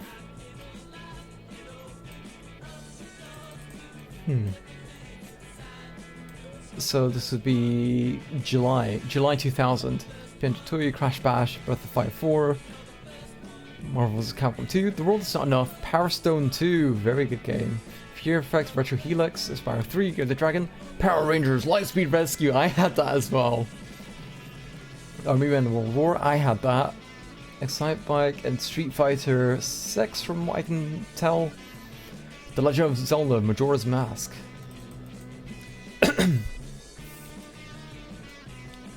We've got all these are all the characters in Threads of Fate.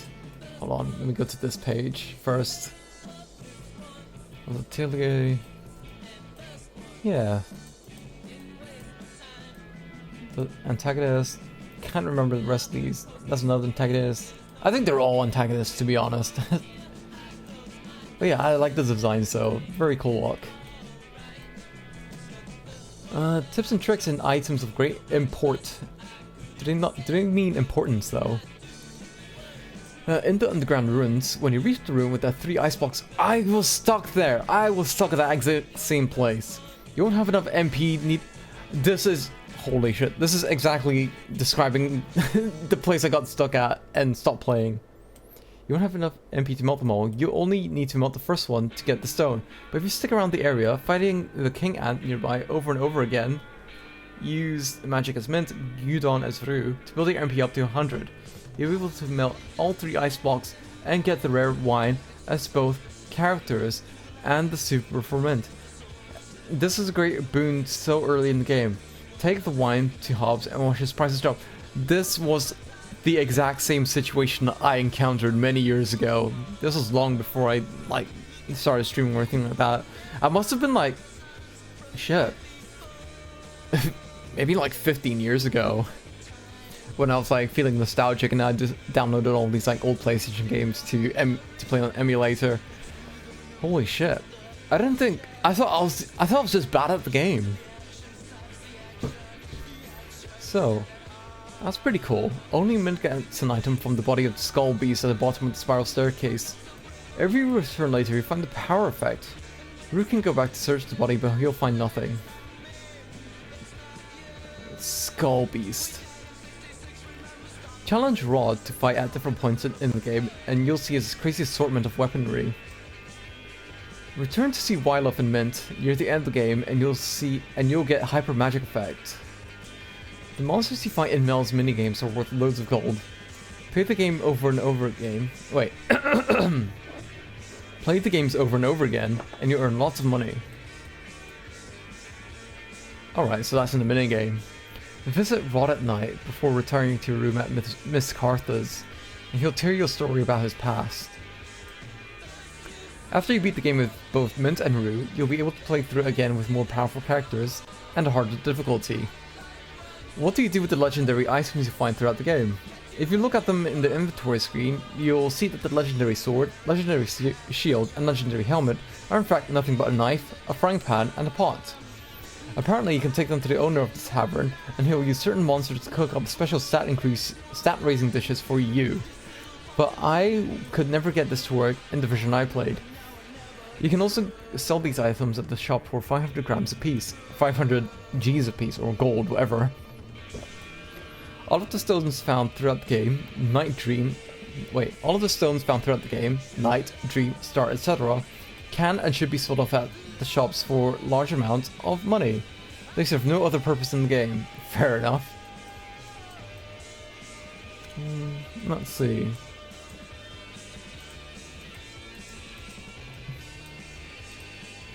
Engine racing. It's a racing game. Not even a realistic racing game, so I'm not too invested in this, to be honest, but I'll read through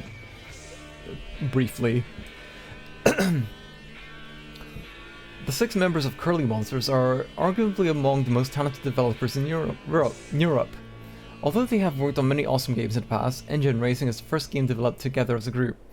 You might have seen plane racing games before, but not like this. Yeah, okay. I kind of have a similar game in VR. Well, we could at least read through this. You got a chance to speak briefly with Andy Schatterveit, director, manager, and producer for Curly Monsters, the developers of Engine Racing. First, what projects have each of you worked on in the past? Were all of you on the same Wipeout team? Not quite. Nick Burkholm, our designer, was the designer of Wipeout and Wipeout XL. Lee Harris, one of our 2 artists, was the man responsible for the intro movie to Wipeout, the front end, and all the original marketing and PR imagery. I was the producer of Wipeout XL, and Chris Roberts, one of our 2 programmers, was the main programmer on Wipeout XL. So they only had 2 programmers for, you know, a large title back then.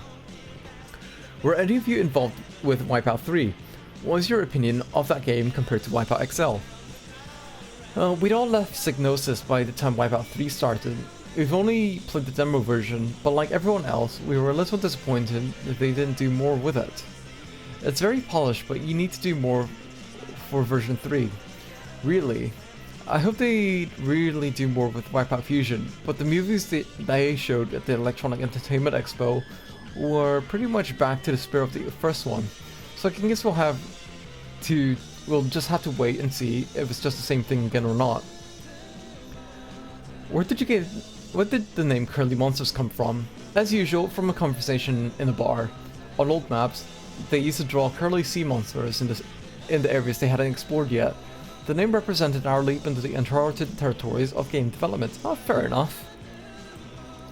Whose concept was Engine Racing? Was there something in particular that was the inspiration for Engine? The concept came from all of us. The concept came from all of us. Another drunken conversation. This time in Nick's kitchen. Nick and Lee were really into jet fighters. We knew we wanted to do a racing game with a twist. The idea of racing jet fighters came from that. Other than memory limitations, what was the greatest challenge you had to deal with in developing this game? Hard to say, but probably trying to get a balance between the arcade handling and pro handling. The game was originally designed with only the pro handling, but that is by far the most satisfying way to play the game. But it does take quite a bit of practice to get used to, so we put in the arcade handling so people could have a quick fix. Unfortunately, it was so much easier that people didn't switch over to the pro mode, so they were only getting a tiny portion of the feel of the game. Consequently, we put in a key extra feature in pro mode. If you fly upside down through gates, which you can only do in pro mode, you get double the pickup. You can get some fantastic lap times this way, because you get double the afterburner, and it makes for some very impressive replays too. What plans does Curly Monsters have for PlayStation 2? Perhaps a sequel? We will be developing a game for PS2. We're not confirming what it will be yet, but a sequel is certainly a possibility. What are your favorite games? We got quite a wide variance of taste in the company. Quake, in all its iterations, is really popular. Chris likes things like Age of Empires, etc. I love Age of Empires. I'm playing Tony Hawk's Pro Skater at the moment, and Neil Thompson can't get enough of Pool. I love Pool. I want to play Pool in VR. What are some features that you would like to have implemented in Engine Racing that didn't make it in? I think we put in everything we could, given the limitations of the PlayStation. However, if we do a sequel, we'll think of lots of new stuff to go in. It won't just be better graphics and new tracks. Definitely, you know, you can only do so much with graphics. Cool. Who's Civic? Oh, that's in Iceland. Oh, they're in different places. You've got Jensen Canyon in the USA, and Montrouge Airway in France, and the Cook Islands in the Pacific Oceans. Ooh, don't read about the Cook Islands. Northern Lights in Scotland. Oh my god. Elliot Creek in Australia, Husavik Raceway, High Top Bridge in South Africa, Kuhn Lake Raceway, in Germany or Deutschland. Aircraft catalogs. Oh, wait. Yeah, these are real jet fighters. Yeah, they definitely are. Here's a list of all the aircraft in the game, organized by class. The modification parts are available to all the aircraft in a given... Wait, hold on. I'm missing something. Red Dragon Valley in China, Mendoza Raceway in Argentina, Wajima Park in Japan, and Al Abrak Valley in Kuwait. Alright. Different ways to unlock things, I guess. Aircraft modifications, engine upgrades, air brakes, airframes, stealth. Prevents enemies from locking onto your aircraft. Alright, so there's like a PvP aspect to this as well. Organized by class, the modification parts are available to all the craft in a given class will appear first. If any aircraft has additional possible modifications, they will appear next to that aircraft. Remember, aircraft ratings are only useful in comparison to other aircraft in the same class. This means that there's a big jump in performance between classes that is not reflected in the ratings numbers. Each of the 4 ratings ranges between 2 and 10. The overall rating ranges between 21 and 40. The cost including all modifications number is the same of the aircraft plus that of all the highest level modifications available. Jeez, sorry, I'm getting like reader's fatigue. I might take like a 5-10 minute break to recuperate my voice, my delicate voice. The AMX. Who made the AMX? It's either France or Germany. I'm going with Germany. I think that's a German plane. I think. I could be wrong. Then we've got the British Aerospace Corporation, Hawk ASX. Let's see. Skyhawk, Farmer, J6, Sukhoi, Freedom Fighter, pretty cool. Phantom 2, the Harrier. We got the F1, the Thunderbolt. Look at the Sepka Jaguar. Mirage. What's this one? Where's the classes? Speed acceleration. Mirage, Aardvark, Draken, MiG-21 Fishpad, a Vegan. Got some Swedish planes, and the Gripen. Or Gripen. Oh, I like the Rafale. It's a very pretty plane. It's pretty cool. ADV Tornado, Spiked Edition. Got the Eurofighter Typhoon. Huh. It came out around that time. I had no idea. I thought it was came a bit. I thought it came out like a few years later or something like that. F-18 Hornet. F-14 Tomcat. Eagle, MiG-25. Ooh, the Foxbat. Pretty cool. Fulcrum, Flanker. So that's MiG-29 and SE-27. Sometimes like it's hard to tell between like a Sukhoi and a MiG sometimes, but you can, I don't know, they have like design cues you can kind of pick up. SU-37 Defense Flanker. Oh, I do like this one with the forward swept wings.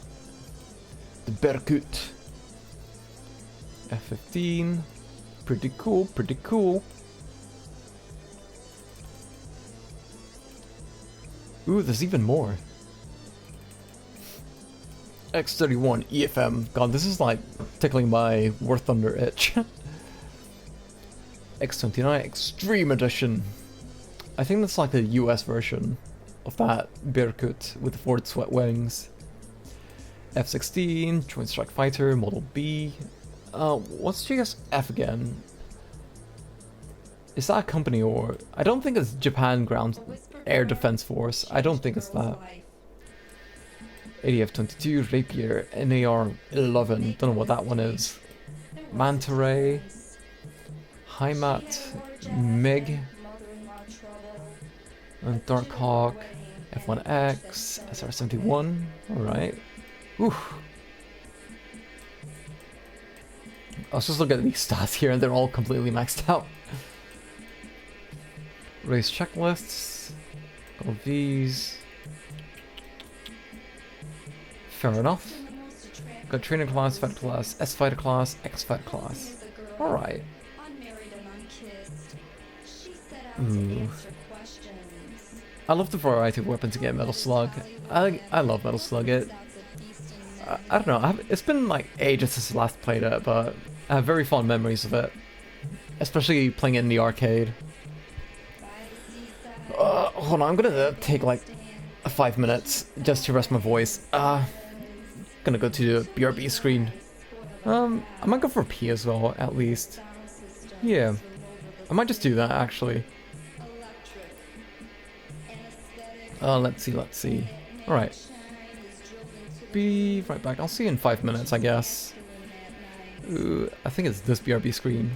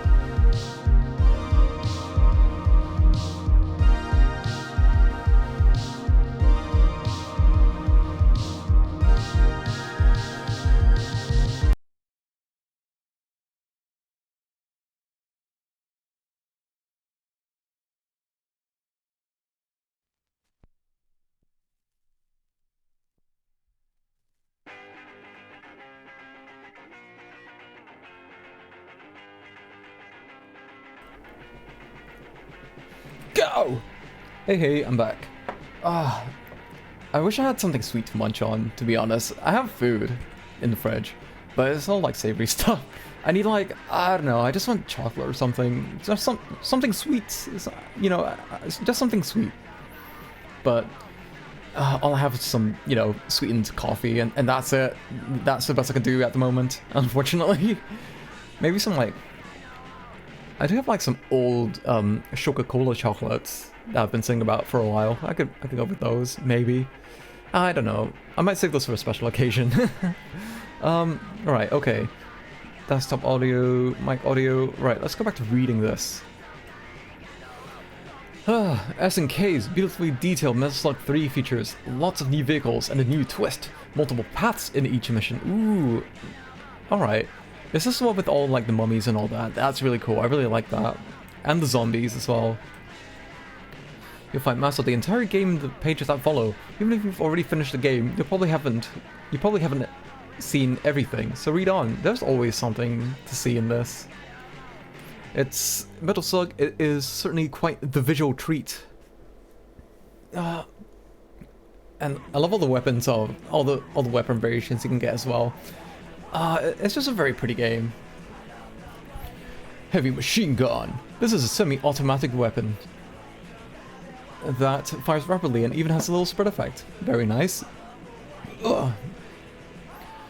Rocket launcher. The rocket launcher fires off large semi-homing rockets that aren't very useful considering the slow firing rate and the small stock of ammunition it comes with.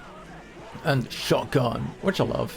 Shotgun is the most powerful weapon in the game, but it's an extremely short range and the lowest firing rate of all. We've got the super grenade. You can't fire this weapon rapidly, but it's very powerful. More than one enemy can be damaged by its upward napalming property upon impact. Then we got the laser shot. The laser is pretty powerful, plus it pierces through some enemies. And the Iron Lizard. This is a strange weapon. Its projectiles will crawl along the ground and travel over any obstacle. Practically useless if you want to shoot at things above you. And got Enemy Chaser. This weapon looks like an ordinary missile, but has a homing capability. It's slightly less powerful than rocket launcher, and if you can fire it, you can fire it off rapidly. This one is really effective. The flame shot. This one's really effective against any non-machine type enemies. It's a wide shot, but it has a slow firing rate as well. And we've got the drop shot. Another weird weapon. This takes the form of little metallic droplets that bounce around. It's difficult to aim them since they move so unpredictably. The advantage is that the droplets don't explode and they'll inflict continuous damage as they come in contact with enemies. Oh, that's pretty cool. They don't explode. And continuous damage. Big weapons. Some of the weapons have big versions that may appear.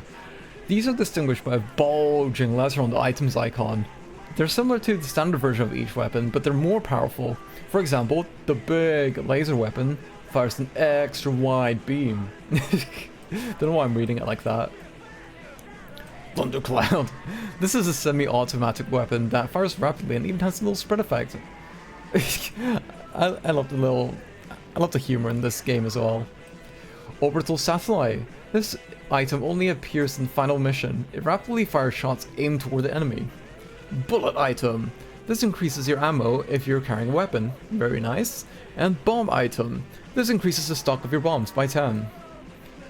Anti-zombie, anti-mummy diet. Oh yeah, you also get the fat effect as well. That's pretty funny. These items will return you to a normal state. If you've turned into a zombie or a mummy, or if you become fat, you can collect them when you're already normal. Wait, if you collect them when you're already normal, you get 1,000 points. Vehicle items. These items only do something if you collect them all in a vehicle. Battery or petrol. These items increase the health of your vehicle. Armor-piercing bullets. This is a more powerful weapon for your vehicle. Fire chili. If you're riding the elephant slug, this item will make it breathe fire. Points items. Other than the weapons, there's a wide array of goofy items you can pick up for extra points. These range from teddy bears, to food, to cats. They all give varying point values. Sometimes the same item will be will be worth a different amount of points depending on where you find it. Also, some food type items will spoil instead of disappearing if they're on the screen for too long. Spoiled food is usually worth only about 10 points, while regular food is usually about 100 to 500 points. This unique point item is... wait, the only unique point item is the coin. If you collect it by itself, it's only worth 10 points, but if you pick it a group of coins at the same time, its point value doubles with each one you pick up. So you got the bird, you got chicken, you got some mushrooms. Get fat! If you collect too many food type items consecutively, you'll become fat. Although it will be easier for the enemy to hit you, most weapons are powered up while your character is in the fat state. For example, the heavy machine gun's bullets will become round, and its spreading effect will be exaggerated. I love the detail in this. Like, not only do you get fat, does your character get fat, but all your weapons become fat as well. And gets upgraded accordingly. Basic gameplay strategy. Even though you have 4 different characters to choose from, it doesn't make any difference at all which one you select. All of them move and attack in the same way. The key to a high score in Metal Slug 3 is to play conservatively and to make progress carefully. There is a time limit, but it expires so slowly they can practically ignore it. Don't rush forward, stay back and allow space for you to dodge. On the other hand, you'll get more points if you attack close up instead of or from far away. But it's not worth losing life over. You'll obtain the greatest amounts of points if you can complete a mission without dying. This is because you obtain huge point bonuses if you finish a stage having recaptured prisoners that you found. If you die even once, you'll lose all the prisoners you've recaptured up to that point. Another good way to get points is to uncover secret places in the background that you can shoot at. You can find these secret spots by shooting into the air. If your bullets stop before leaving the screen, continue to shoot in that direction, and you'll see a secret item or prisoner appear. These secret locations are usually located near the top of the screen, in places where the player normally wouldn't shoot at by accident. On the maps, some of these points are marked by a star. Good to know, good to know. Oof. We are almost halfway-ish. Mission 1. Let's see, so start with the beach. Yeah, the resolution's not too high. But the levels, everything about the game, about Metal Slug is so pretty. I love the enemies, I love the stages, I love the weapons, I love the story. It's, you know, it's a game that doesn't take itself seriously, which I really appreciate. Which is really cool. It really is a mood. Metal Slug is such a mood.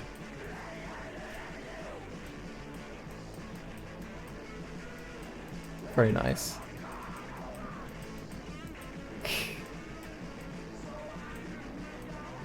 Oh, that's from the Neo Geo. I'm sure I have it for Steam as well. What do I have? Let me look it up. Metal Slug. Ooh, I do have Metal Slug 3. Possible future stream idea? Who knows? Jellyfish. Cargo area. It's such a pretty game.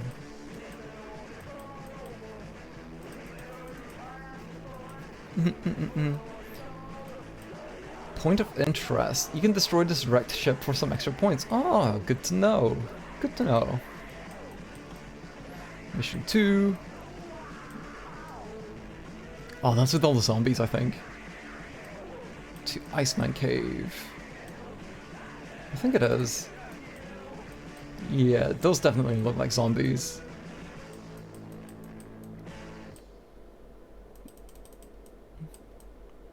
Got points of interest as well. 1, 2, 3, 4. To get to the 2 prisoners and the president here, hold the joystick. Just the president just casually in the mission. Hold the joystick down and right to crawl and take the lower path. To reveal the hidden route, shoot the block cave with the words Iceman above it. If you wait for about 3 seconds before going into the cave, 2 prisoners will appear. Shoot the ice at the end of the cave to release the elephant slug. The zombie soldiers here are a pain to destroy. It's easier if you just jump over them. Yeah, sometimes some fights are not worth fighting.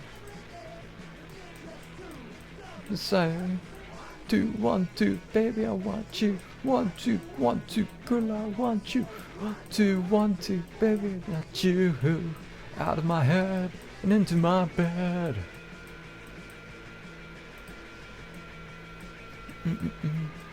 Let's see. I love the music in the desert levels as well. Wine cellar. I don't recognize some of these places. Some of them are very familiar, but of course, me playing this in an arcade and being a kid, I didn't really get too far into the game. Very nice. This is an interesting looking level, or stage. Kamikaze Caves. So it's Secret Point 2, or Special Interest 2. Where is it? There should be a list somewhere.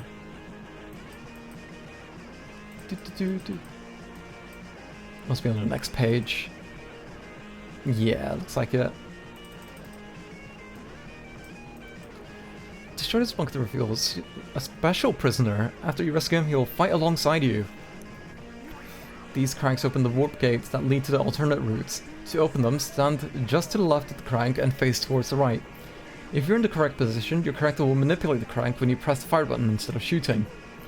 Here you must collect cells and drop them in the machine before you can continue. If you have a cell, your character will automatically throw it in the machine when you walk up to it. Alright. I do remember this fight though.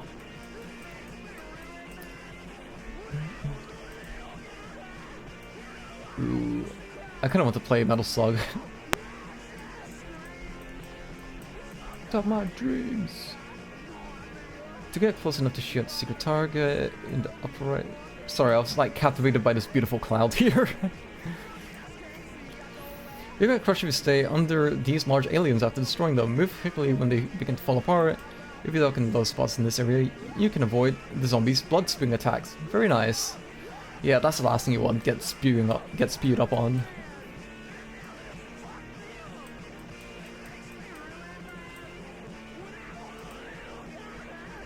Ooh, Metal Gear. Hold on, let me take a sip. Cheers everybody.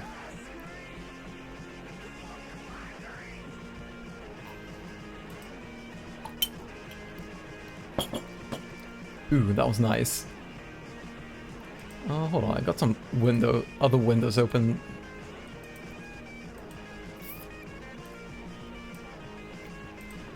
Whew. Some nice screenshots. Man, I remember playing Metal Gear 2 for the first time. It was such a mood. I don't know. There was something about that time. You know, there's times in your life where it's how do I say it? It's like a zeitgeist, or there's a certain mood associated with a certain time in your life, and nothing else really captures that same mood. I wonder if there's other words for that. Produced and directed by the man behind the original Metal Gear Solid, Hideo Kojima, Metal Gear Solid 2 is definitely one of the most anticipated PlayStation 2 titles. While the game is still a long way from release, Kojima and his team have already created some incredible graphics, even considering the power of the PS2 hardware. New character and mechanical designs are being created again by Yoji Shinkawa, with the music being the responsibility of Hollywood movie composer Harry Gregson Williams, who most likely worked on the soundtrack for Chicken Run. Oh, okay.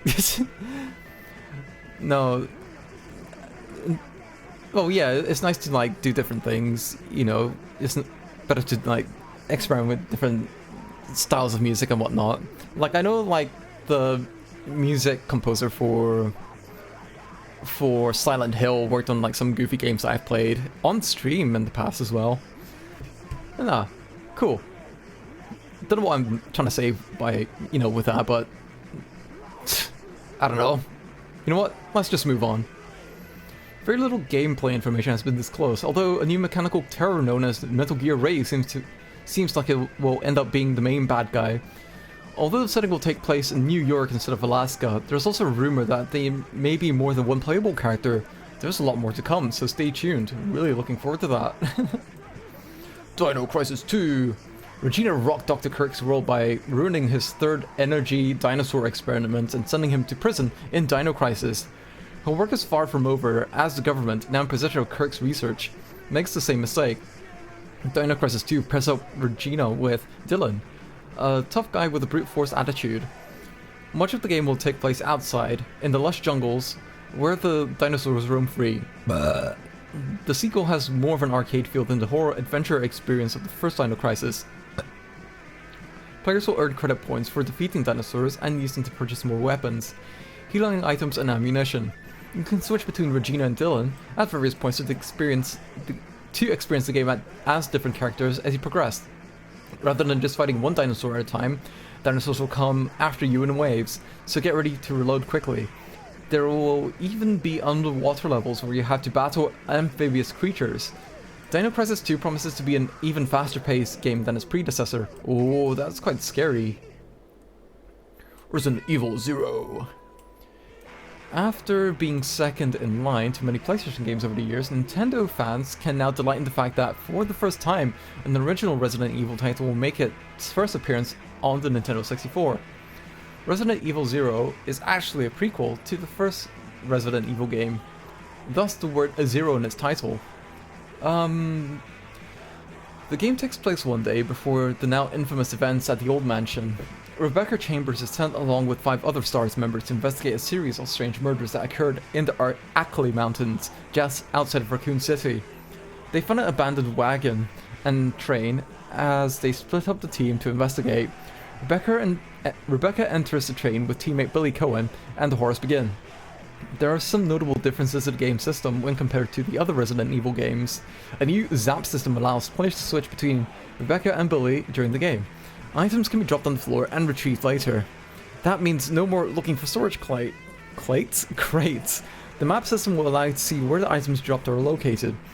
If you've played the Nintendo 64 version of Resident Evil 2, you may have come across a file on the top of Rebecca's desk that talks about the disappearance of Billy Cohen in the Ackley Mountains. Will Billy get murdered on the Zombie Express? We'll soon find out this holiday season. Ooh, some very spooky screenshots. Oh, Final Fantasy IX, how could I miss that? Fucking love Final Fantasy IX. So that's the select game section. Hey you, listen up, this is your typical review preview section. The purpose of select games is to show you a bunch of games that are out there or are coming out soon, so you can decide which ones you'd like us to cover with in-depth strategy guides in future issues. See that postcard that's stuck between pages 66 and 67. Rip it out and write down the names of the games you're interested in. Drop it in the mailbox. We'll total up the responses and give you the kind of coverage you ask for. I miss, reading through magazines. I know you can still get magazines today, but it's not the same. There's a wide speculation that Final Fantasy VIII would be the last Final Fantasy game. Ugh, they are so wrong about that. On the PlayStation, on the PlayStation, sure, and that the next installment would appear on the PlayStation 2. Apparently, Square believes that the regular PlayStation is still a very viable platform for Final Fantasy IX. Final Fantasy IX brings back a lot of pre-Final Fantasy 7 elements that made the series so popular in Japan. It also brings back the classic art and design of Yoshitaka Amano, who has been curiously absent since the Final Fantasy series moved to the PlayStation. The tall, adult-looking characters of Final Fantasy 5, 6, and 8 are gone, replaced by the short, stubby characters of early games. Our lead characters this time is Zidane, a young thief who's hired by Cid to kidnap Princess Garnet from the Queen of Alexandria. The Queen has been campaigning a war around the surrounding territories for an unknown reason. Some of her own people start questioning her decisions and join Zidane's party, including Princess Garnet. Up to 8 party members can join in, including Salamander the Warrior, Vivi the Black Mage, and Eiko the Mod Caretaker, and other unforgettable characters. Final Fantasy IX will have more of a medieval Dungeons & Dragons look than the cyberworld seen in Final Fantasy 7 and 8.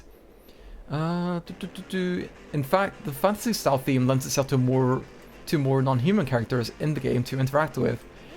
Your traveling party can also split up, so you can have them investigate different areas. Items like swords and armor will have different effects, depending on who equips them. For example, a particular sword may increase one character's attack capabilities, while the same sword will increase magic capabilities when equipped by a different character. several minigames are returning. And there will be a new card battle game. Another interesting new feature is the Mognet message sending system. Mogs can be found scattered throughout the game's world and can be used to send messages from one Mog to another.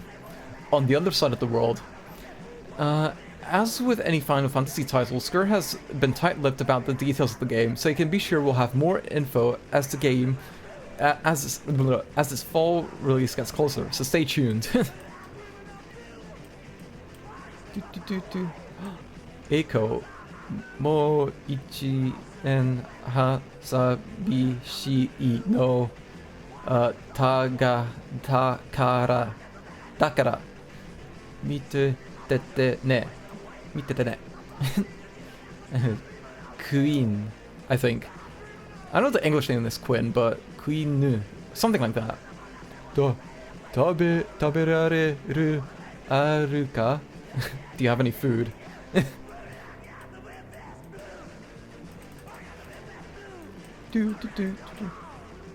else is there? Evil Dead, hail to the king. Right. Interesting. Things haven't been the same for Ash ever since the Necronomicon, or Book of the Dead, was read aloud in a small isolated cabin in the woods. Based on the Evil Dead trilogy by the cult movie director Sam Raimi, the game Evil Dead Hail to the King takes place 8 years after the third movie, Evil Dead Army of Darkness, ends. Ash is once again dropped back into the dark cabin in the middle of the woods, where it all started to face the never-ending evil. With the chainsaw still strapped to his arm, Ash can also carry other weapons like a shotgun, a rifle, and an axe. The game will feature familiar locations from the 3 movies and new exclusive areas to explore. Over 20 forms of evil creatures, including skeletons, the undead, and even evil Ash, will try to disrupt your home protection. Bruce Campbell, the actor who played Ash in the movie, does the voiceovers in the game. A PlayStation version of Evil Dead Hail to the King will also be released around the same time as the Dreamcast version. That's good to know. And Chrono Cross!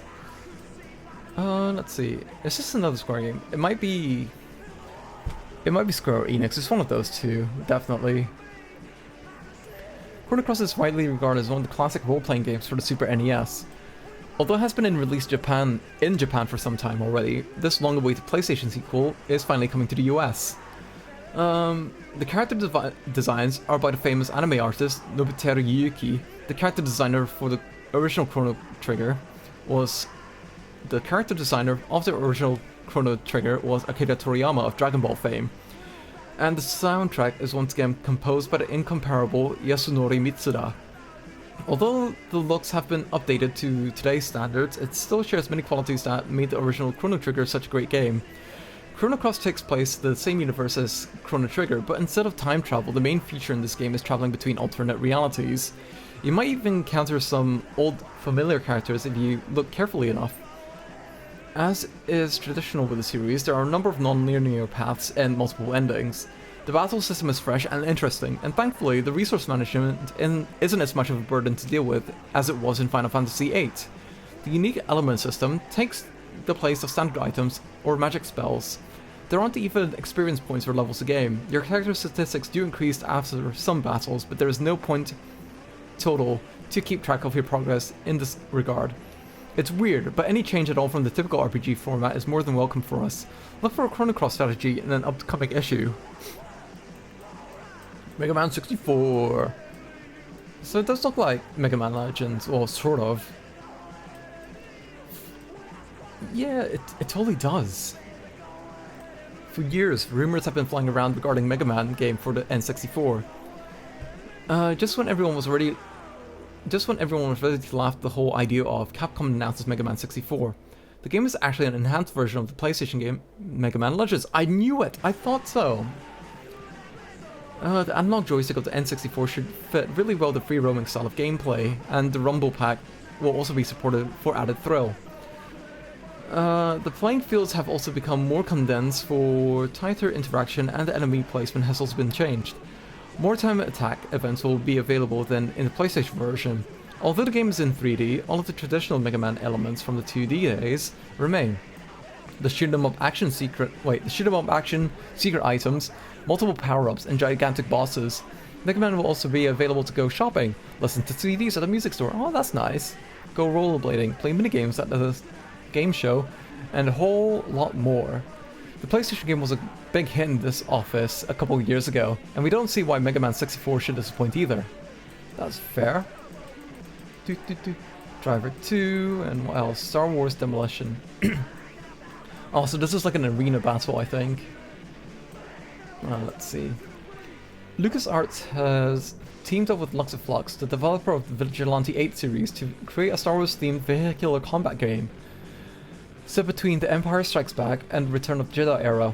Star Wars Demolition is a contest organized by the crime boss Jabba the Hutt, where players engage in a series of nasty vehicular destruction to see who will be the last man standing. Like the Vigilante 8 series, power-ups and weapons will be scattered throughout the arena to help enhance the level of destruction. Players can choose to play as ever-popular Boba Fett, Aurra Sing from The Phantom Menace, a new character called Wade Vox, and others. Some of the vehicles include the Land Speeder, Swoop Bike, Stap, and even a giant Rancor beast equipped with blast cannons. Each arena has added hazards like the AT-ATs patrolling the rebel base of Hoth, the Sarlacc beast in the Great Pit of Carkoon, and of course the Death Star with its laser-equipped Imperial troops. Star Wars Demolition could be the craziest Star Wars video game in years. The Phantom Menace, now that was an experience. It was so janky. It's so fucking janky, but I still liked it for some reason. I probably wouldn't like it if I played it today though. But no, Star Wars Episode 1 Phantom Menace for the PlayStation 1, it's an experience. Last year, Driver was such a huge selling game that a sequel was inevitable. The developer, Reflections, could easily whip out a sequel with a few additions and rake in the dough.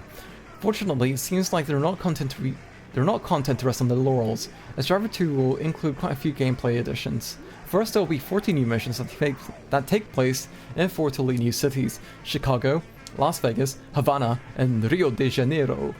Second, the city environments will be more realistic, with more complex road shapes and curves. Perhaps the biggest new feature will be the ability of the player to actually step out of the car to perform certain actions, or to find another car to get into. Of course, you'll find all new cars to drive, including old Chevy and Mercedes models. Alright. From what I understand, it's kind of like GTA in a sense, I guess. Smuggler's Run. Planned for release during the launch of the PlayStation 2, Rockstar's Smuggler's Run is another racing game with an illegal theme. Players must attempt to smuggle contraband across borders as they are being chased by police, the Border Patrol, and the CIA. Smuggler's Run has huge open environments, each with over 100 square miles of terrain. To dodge and escape the law, computer-controlled players will act as rival smugglers, or even as backup to try and distract any interceptors. 15 types of modified trucks and cars will be at your disposal to race over various terrains such as an arid desert, icy tundra, rocky mountains, or a dense jungle. Your teammates can be commanded to coordinate a smooth operation, giving the game an added strategical focus. Each mission has a different contraband to smuggle, whether it be guns, microchips, artifacts, plutonium, or counterfeiting plates. Breaking the law, breaking the law. Select games. Let's see. Ooh, we have more. Check Ryan Radio. Valkyrie Profile. Valkyrie Profile is an action RPG by Enix, the company behind the successful Dragon Warrior role-playing series. Using a Norse mythology motif, Valkyrie Profile integrates the destinies of divine and mortal beings in a holy war, moments before Ragnarok, the end of the cosmos. The Norse god Lord Odin dispatches the battle maiden Valkyrie to Midgard, the land of mortals, to recruit and train Einherjar, the souls of the departed humans, to join the gods' battle in Asgard. In the 3D environment above Midgard, Valkyrie can use her spiritual concentration skill to discover new towns, dungeons, and the locations of humans near death. When she descends into towns, various stories of betrayal, suicide, and other tales of woe unfold that all culminate in a new recruit for the Holy War. However, the newly departed Einherjar are not ready for spiritual warfare immediately after their deaths, so Valkyrie must take them into battle in Midgard to gain experience points and skills that will improve their chances for success in Asgard. When Valkyrie chooses to engage in battle, It opens a unique system where she and an Einherjar can use combos in tandem, time counterattacks, and charge beautifully elaborate special attacks. Valkyrie Profile is unlike other RPGs in that once you build up strong characters, you must give them up for the Holy War. It's not possible to win this game without giving the gods capable Einherjar. Time progresses at the game rate in Asgard and Midgard, making it unwise to hoard your capable warriors. Valkyrie Profile's unique storyline and gameplay gives the role-playing genre a unique twist that places the burden of decision on the player, which makes sense since Valkyrie is one of the goddesses who govern destiny. That's pretty cool. I've briefly played it for the PSP for a bit, but I would play again. Yeah, this game. This isn't last stage, but that last stage was a fucking nightmare in Incredible Crisis, but I got through it. The really incredible thing about Incredible Crisis is that we never thought this game would ever be released in North America. The wacky Japanese salaryman theme seems way too obscure for American tastes, but Titus is taking a chance, and we salute them, because this is probably the funniest game to ever grace the PlayStation. Basically, Incredible Crisis is about a very bad day at the office, where every possible thing can go wrong. The day starts with a giant wrecking ball smashing through the window, as our unlikely salaryman hero, Taneo, runs for his life like Crash Bandicoot. Next, he gets on the elevator and gets the cable snaps as he tries to apply the emergency brakes to prevent a fatal freefall. The game is a series of hilarious minigames that range from Stretcher de Go, a spoof of Taito's Densha de Go, where Taneo rides a stretcher down the busy street, to Independence Bay, a spoof of the movie Independence Day, where he must shoot down aliens from a giant UFO. The games are actually pretty challenging and require a certain amount of skill, but when you complete each stage, you can rent them out of a video game store to replay them as often as you like. Incredible Crisis is like a crazy Japanese game show. We can't get enough of it. I really enjoyed Incredible Crisis. When I first played it, so this was 2000, so when I first played it when I was like 9 years old, I could not get through the first rhythm stage, which is the very first thing you do in the game, and I really struggled, and I didn't touch the game for like years, and only until like a couple years ago when I decided to stream it that I managed to like complete it and whatnot, so that was pretty cool. Time Splitters. Time Splitters is a PlayStation 2 game that's being developed by former members of Rare's GoldenEye 007 team, who split off and made their own company, Very Radical Design. Got your attention yet? Time Splitters is a first-person action shooter that sends you through different decades, from the mob-infested 1930s where Tommy guns rule the streets, to the future of 2035. Ooh, that's only 10 years from now, where high-tech weapons are the name of the game. One of the most interesting stages is the 70s level, where players look like actors from the old cop shows with huge hair and massive sideburns. The game is made to focus more on the multiplayer aspects of first-person shooters, rather than the mission-based operations seen in GoldenEye. There will be numerous gameplay scenarios such as Capture the Bag, Deathmatch, Escort the Last Man, and Last Man Standing. A very intuitive level selector will also be included, so you can create your own halls of death with your friends. Time Splitters is one of the most impressive looking PlayStation 2 games we've seen yet. The beautiful lighting, high frame rate, hilarious character design, and the pure blastfest frenzy put this near the top of our list of most wanted PlayStation 2 games this year. Jet Grind Radio! Jet Grind Radio is another one of those illegal fantasy games, and in this one you rollerblade around the city of Tokyo, spray paint graffiti, and run from the cops. The eye-catching design of Jet Grind Radio has a semi-2D mixed with 3D look, kind of like Parappa the Rapper. In fact, same kind of look can be also seen in Sonic Shuffle, the new Sonic Party game, also coming out for the Dreamcast. Not only do you have to run from the law in this game, but you have to tag as many areas as you can while competing against rival graffiti artists throughout the city. The playable environments are absolutely gigantic.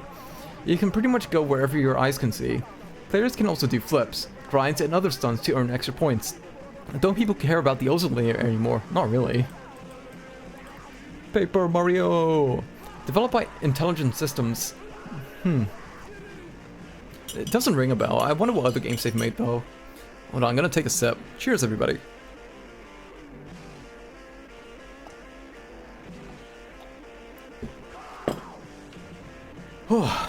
Man, that was a lot of reading. 2 whole hours of reading. What am I like?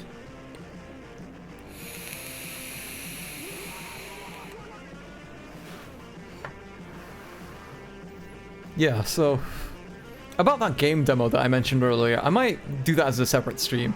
I might take like a couple hour break after this stream just to get everything set up. And yeah, I'll do the demo separately. It will be a very short stream, I imagine. From my understanding, it's like half an hour, but I can play through it twice, I guess. But we'll see, we'll see. But either way. Whew. Paper Mario is a spiritual sequel of the sleeper Super Mario RPG, which unfortunately was released near the end of the Super NES's life cycle. The unique 2D, 3D designs that were characteristic of games like Yoshi's Island and Yoshi's Story have been exaggerated even more, to produce a world of flat paper cutout characters living in a 3D environment. You find all of the traditional Super Mario characters here, like Goomba, Peach, Bob-omb, and more. You'll be keeping a very close eye on this one. Mario Tennis 64. Ah, great, another Mario game, great.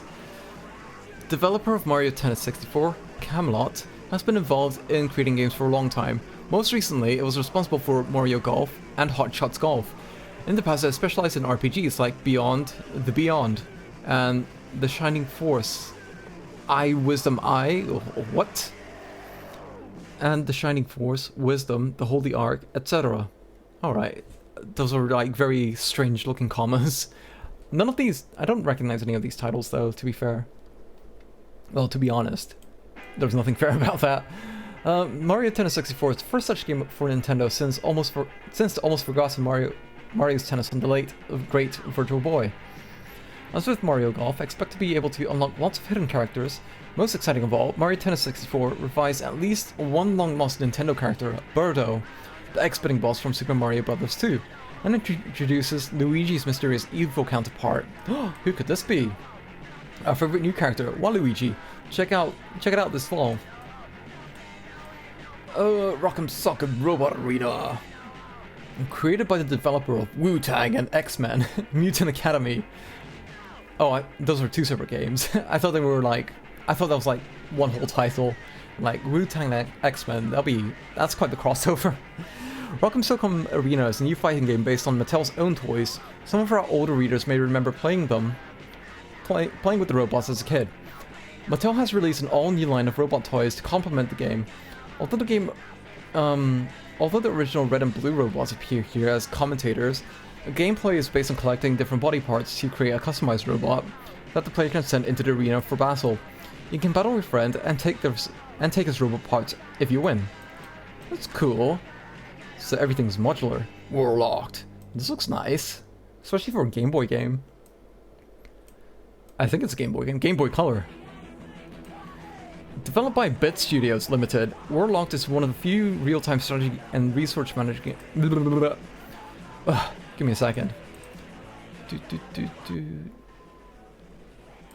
There we go.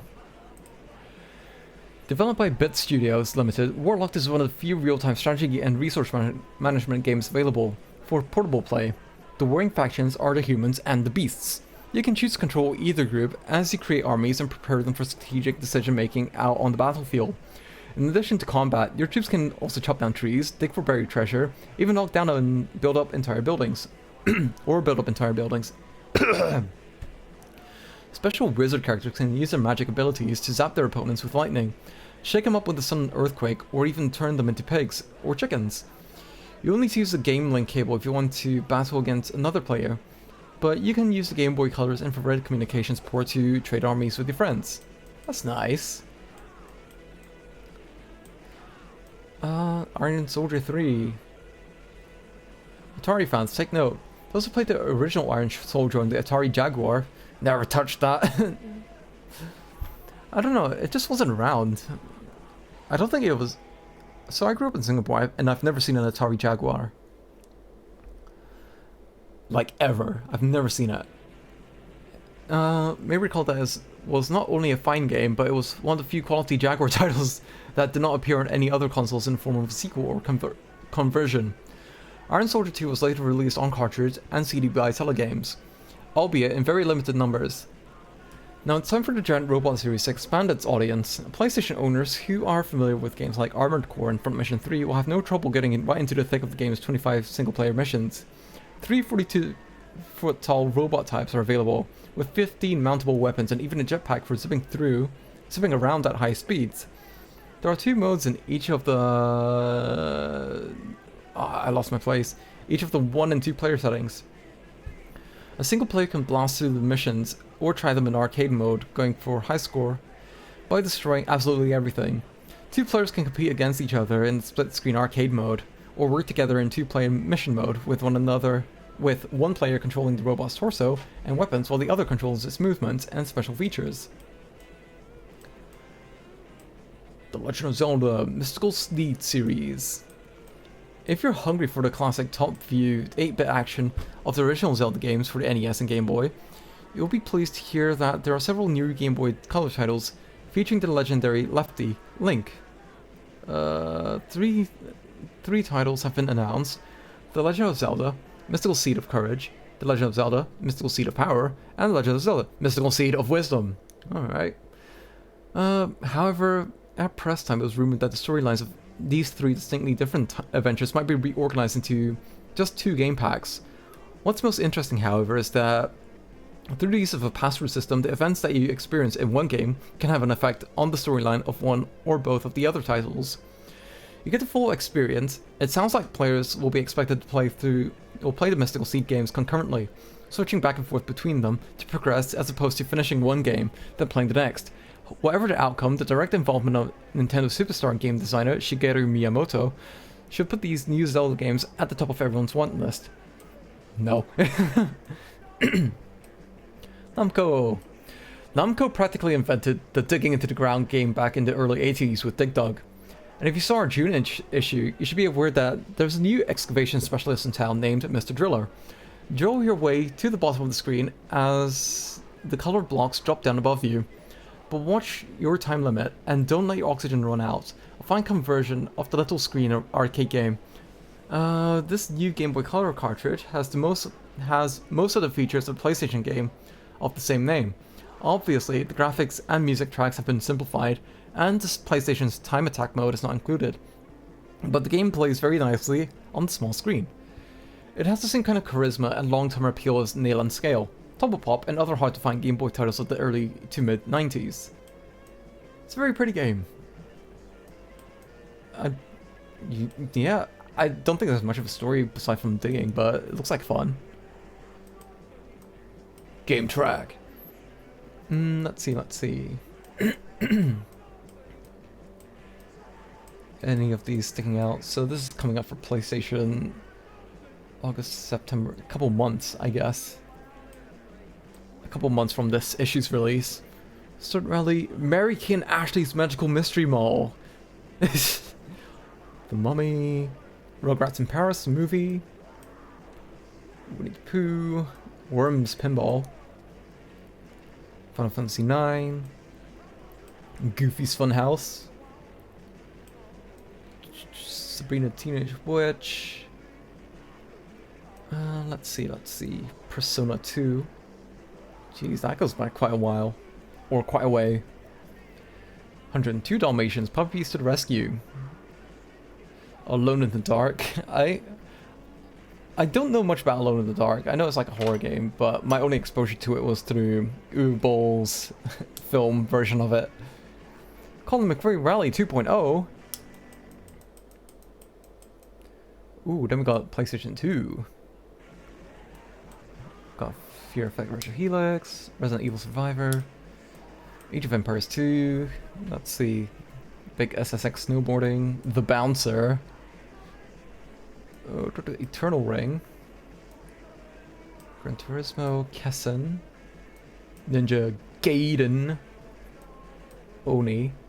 I had it for PC, but I never really played it that much. I think it's because like I didn't have a system powerful enough to run it, because I only had like a laptop at the time. Let's see.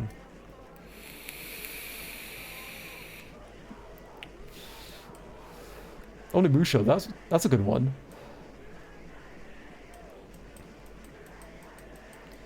The Tekken Tag Tournament, Time Splitters, VIP, VIP. I think that's that Pamela Anderson. That show starring Pamela Anderson. Dreamcast. Echo the Dolphin. Kiss Psycho Circus. Vanishing Point. Jet Grind Radio. Power Stone 2 again. Super One Buzz Lightyear Star Command. That was Gorka Morka. They made a racing game of Austin Powers, I think. Mojo Rally by Rockstar. The Grinch, Messiah, Pac-Man, Peacemakers, Street Fighter 3, Stupid Invaders. What was this fucking Urusei Yatsura? Ball Breakers, Breaking My Balls, Evil Twin, Shenmue, Silent Scope. I played that on the arcade. That was a lot of fun. Just shooting people in slow motion. Grandia 2, Max Steel, Playmobil, I'll Bleed, Soul Reaver, Phantasy Star Online. I always wanted to play Phantasy Star Online, but for one reason or another, I just never been able to play it. Like, I know that you can play it for free on PC, but I don't know how to set that up. Samba de Amigo, Soldier of Fortune, Microsoft Pinball Arcade, Animorphs. So these are Game Boy releases that are coming up. San Francisco Rush 2049, VR Powerboat. There's VR for the Game Boy. Holy shit. Power Rangers Lightspeed Rescue. Harvest Moon 2. Progress in Paris. That was around the time that came out. Jungle Book, The Mummy. Just Disney titles. Buffy the Vampire Slayer.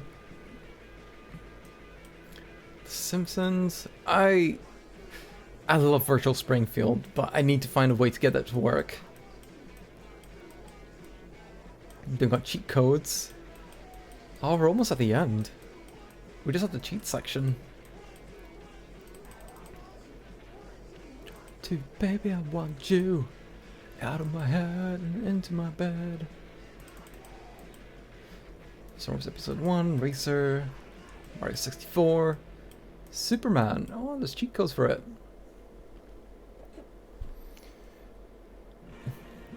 Put this in and you'll hear Clark Kent say, "This looks like a job for Superman," to confirm the code. Now you can enter the following codes at any time during the game.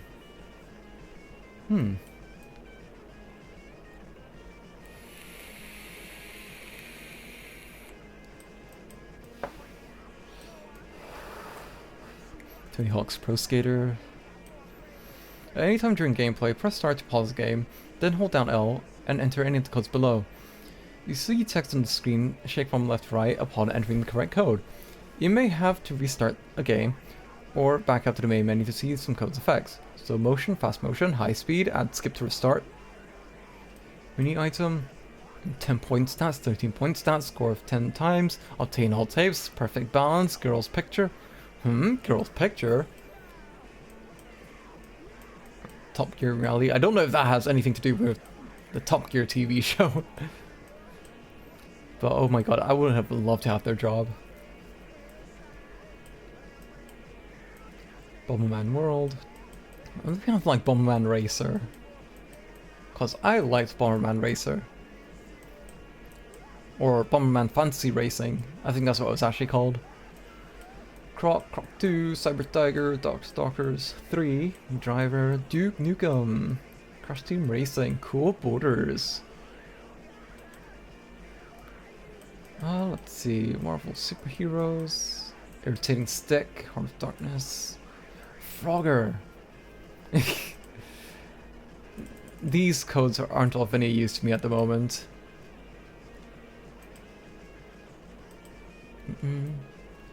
But still that they like catalog them and all that. That's really cool. I love this magazine. They got Dreamcast. And everything's arranged so nicely as well and color coded. That is so nice.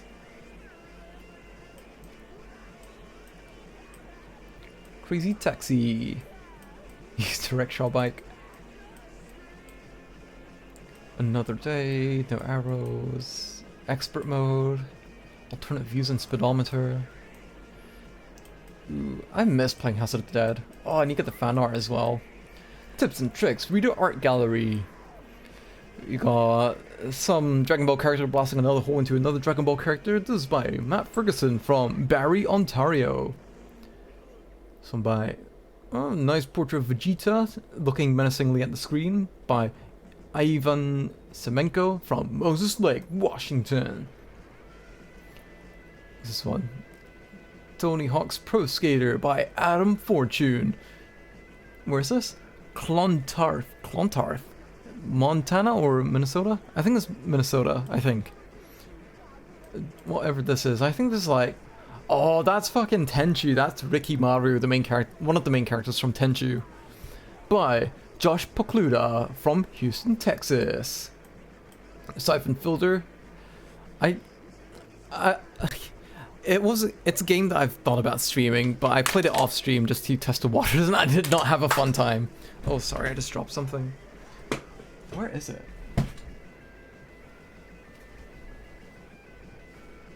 What the fuck?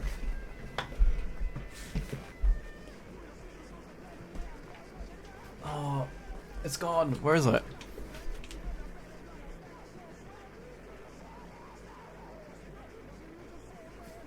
Oh, I found it.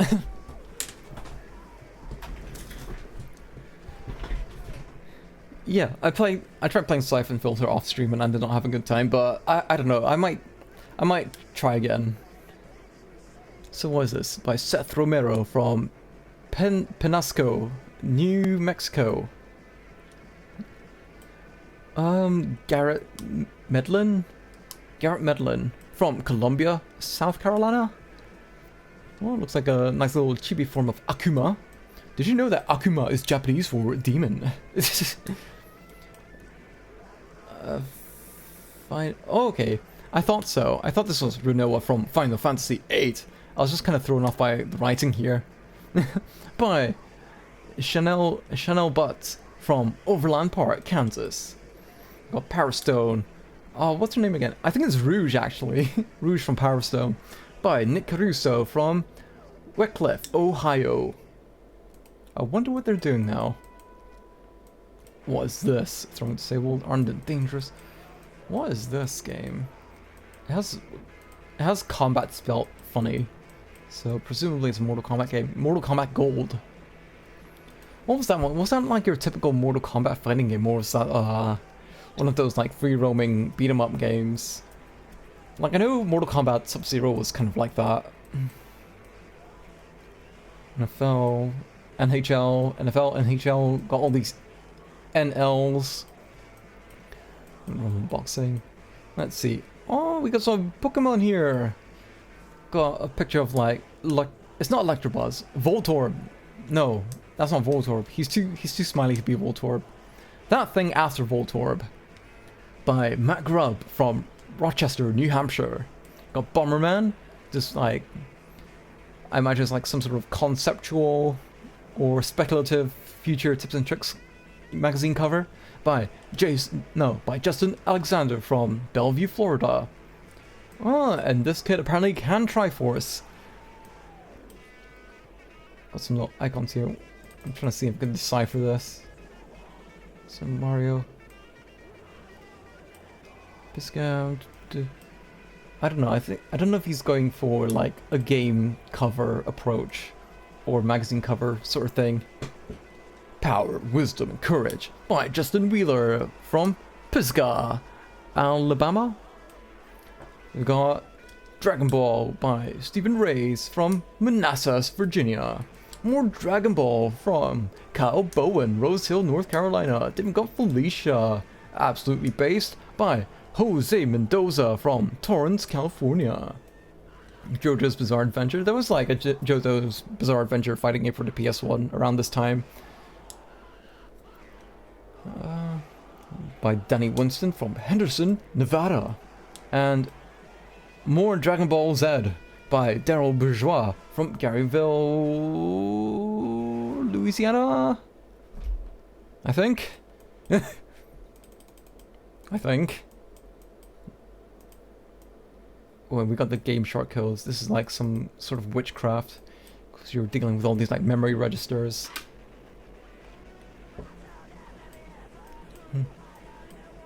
Do. Oh, you got it for Front Mission 3.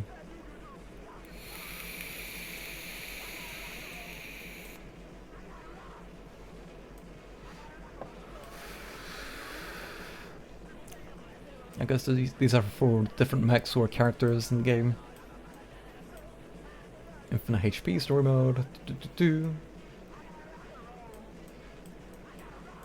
WWF SmackDown.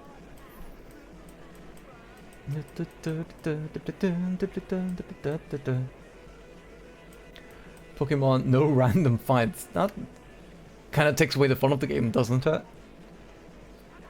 Just avoiding all the fights. Tips and tricks, high scores. This monthly feature allows arcade game players to compare the high scores, best times and tournament results with other arcades from around the country. If you are an arcade owner or operator who would like to tell the world about your players' accomplishments and get some free publicity for your arcade, contact us by fax at 323-651-3042 or write to us at Tips and Tricks High Scores 8484 Wilshire Boulevard, Suite 900, Beverly Hills, California 90211. We'll send you information on how you can report your high scores for publication right here in Tips and Tricks. Players, show this page to your local arcade owner/operator and spread the word. Yeah, I don't think arcades where I grew up would be down with this, to be honest. It's Castle, Chateau, 39 Lanes, Nickelcade. Oh yeah, these are different arcades in different locations. So got High Score Arcade in Seattle, Washington. Aladdin's Castle in Sioux City, Indiana. Chateau, 39 Lanes, Los Angeles, California. Nickelcade at Taylorsville, Utah. Super Just Games from Northbrook, Illinois. Friar Tuck's Game Room at Calumet City, Illinois. Dave & Buster's at Houston, Texas. Let's see. Circus Arcade at Bemidji, Minnesota. Namco Cyber Station, Ogden, Utah. Damn, I didn't know Namco had that far of a reach. Aladdin's Castle at Manassas, Virginia. All Amusement Center, Van Nuys, California. Diamond Gyms, Montgomery, Alabama. Wonder Park, Milpitas, California. Firetuck's Game Room, another Firetuck's Game Room in, wait, is that also in Utah? Illinois. Also in Illinois. Firetuck's Game Room in Calumet City, Illinois.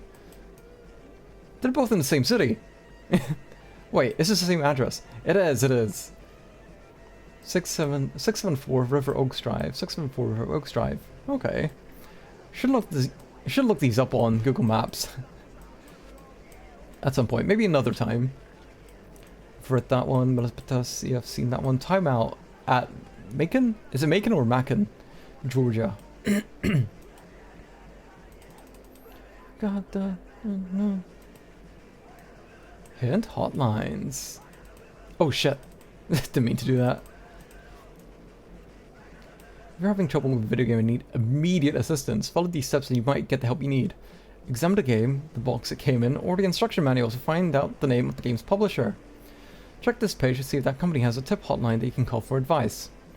If you can't find that company's name on this list, check the game, the box, or the instruction manual to see if its publisher lists a phone number that you can call for tips. As a last resort, if the game you're having trouble with is made for the Nintendo 64 or Game Boy Color, try Nintendo's hotline. It's the only one we know of that can usually supply tips for third-party games. Whatever you do, don't call Tips and Tricks. We don't have a tip hotline and we're very busy working on the next issue for you. All hint hotlines require a touch-tone phone. Callers must be a minimum age of 18 or have parental permission to call. You'd be lucky to hear back from any developer these days. Let's see. Game Shark, Interplay, Konami, Tecmo. I think those are the guys that did fucking Oh, excuse me, Dynasty Warriors. My bad. Funko Land. Oh my god, Funko Pop mentioned? Funko Land, Superstore.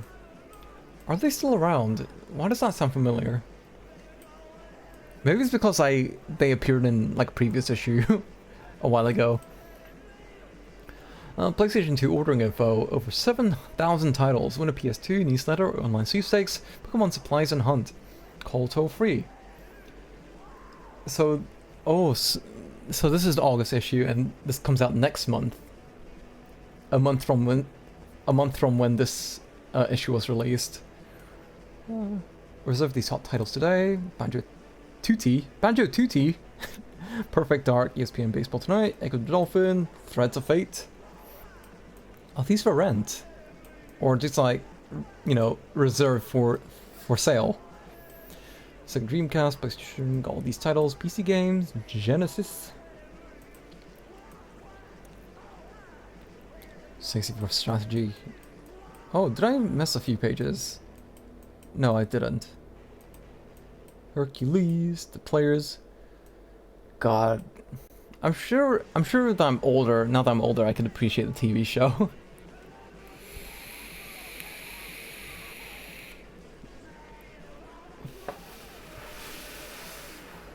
By Rich Krupa. What's this fucking horrifying creature over here? Even though the TV series has come to an end, the legend of Hercules lives on. The game's story finds the son of Zeus trying to free his father, who has just been imprisoned by Hercules' half-brother Ares. It is up to you to lead Hercules, Iolaus, is that a capital? Oh, there it is. Iolaus and Serena through a number of different lands until you reach the fabled Mount Olympus. Hercules. Even though Hercules is the main character of this game, he's not always the best man for the job. Hercules' main attacks involve hand-to-hand combat, using his obvious strength. He has the ability to pick up large boulders and stun the enemies, sending them flying through the air. He's also the only one who can use 4 different elemental magic spells.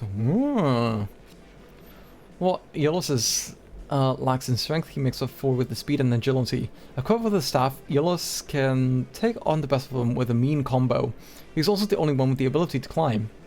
Serena the Golden Hind is half woman, half deer, and equipped with a bow and arrow. She can attack barely visible enemies using sniper mode, which is becoming a standard feature in many different types of games. Unfortunately, Serena is not capable of other methods of attack. Cheiron. Oh, the friends, alright. The first character that you'll meet in the game, Cheiron is a centaur, half man, half horse, who will teach you how to control Hercules. Hephaestus. Hephaestus is the god of fire and the blacksmith for the gods of Olympus. Hercules will visit Hephaestus often to forge magical artifacts needed to advance in the game. Yeah, I don't think I'm going to be playing this game, to be honest, anytime soon. But I'm sure it's a good game. Yeah, got a little map here. Pretty cool. Thracian Road, Alpsius, Hephaestus Cave. Sounds like an awfully ancient Egyptian name. Thras. Gigantus' Labyrinth. Griffiths' Labyrinth. Those ancient Greeks really liked their labyrinths. Santomanicus. Griffiths' Lair. Seaside Path. Nemesine. Garden of Shrines. Mount Olympus. Temple of Ares. Hardcore. Hardcore is our new monthly column that showcases all of the latest happenings in the world of From Software's Armored Core series, including custom core designs from you, our readers. If you're an Armored Core fanatic and you have a favorite core you'd like to share in this with the world, send the specs, color scheme, and a brief description to us at this address, which I've already read before. I'll personally take your core for a test run, and if it looks like a winner, we'll show it off here in the pages of tips and tricks. Let's get on to this month's batch of core designs. That was pretty cool. That's a nice little, feature.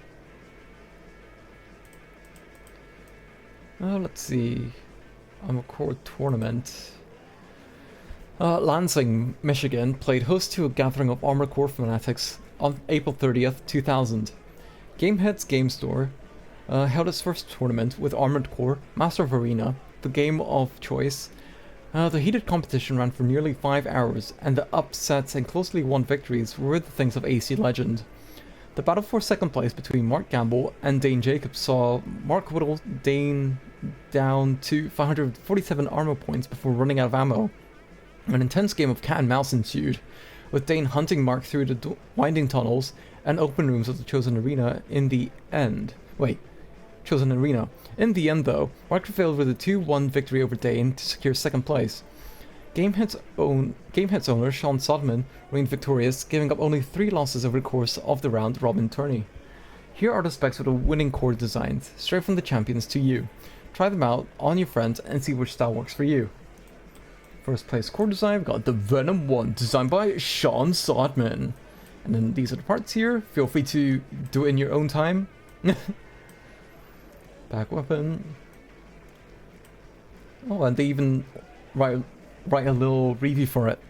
Sean's winning core design isn't the quickest AC ever created, but it can take and dish out a great deal of punishment.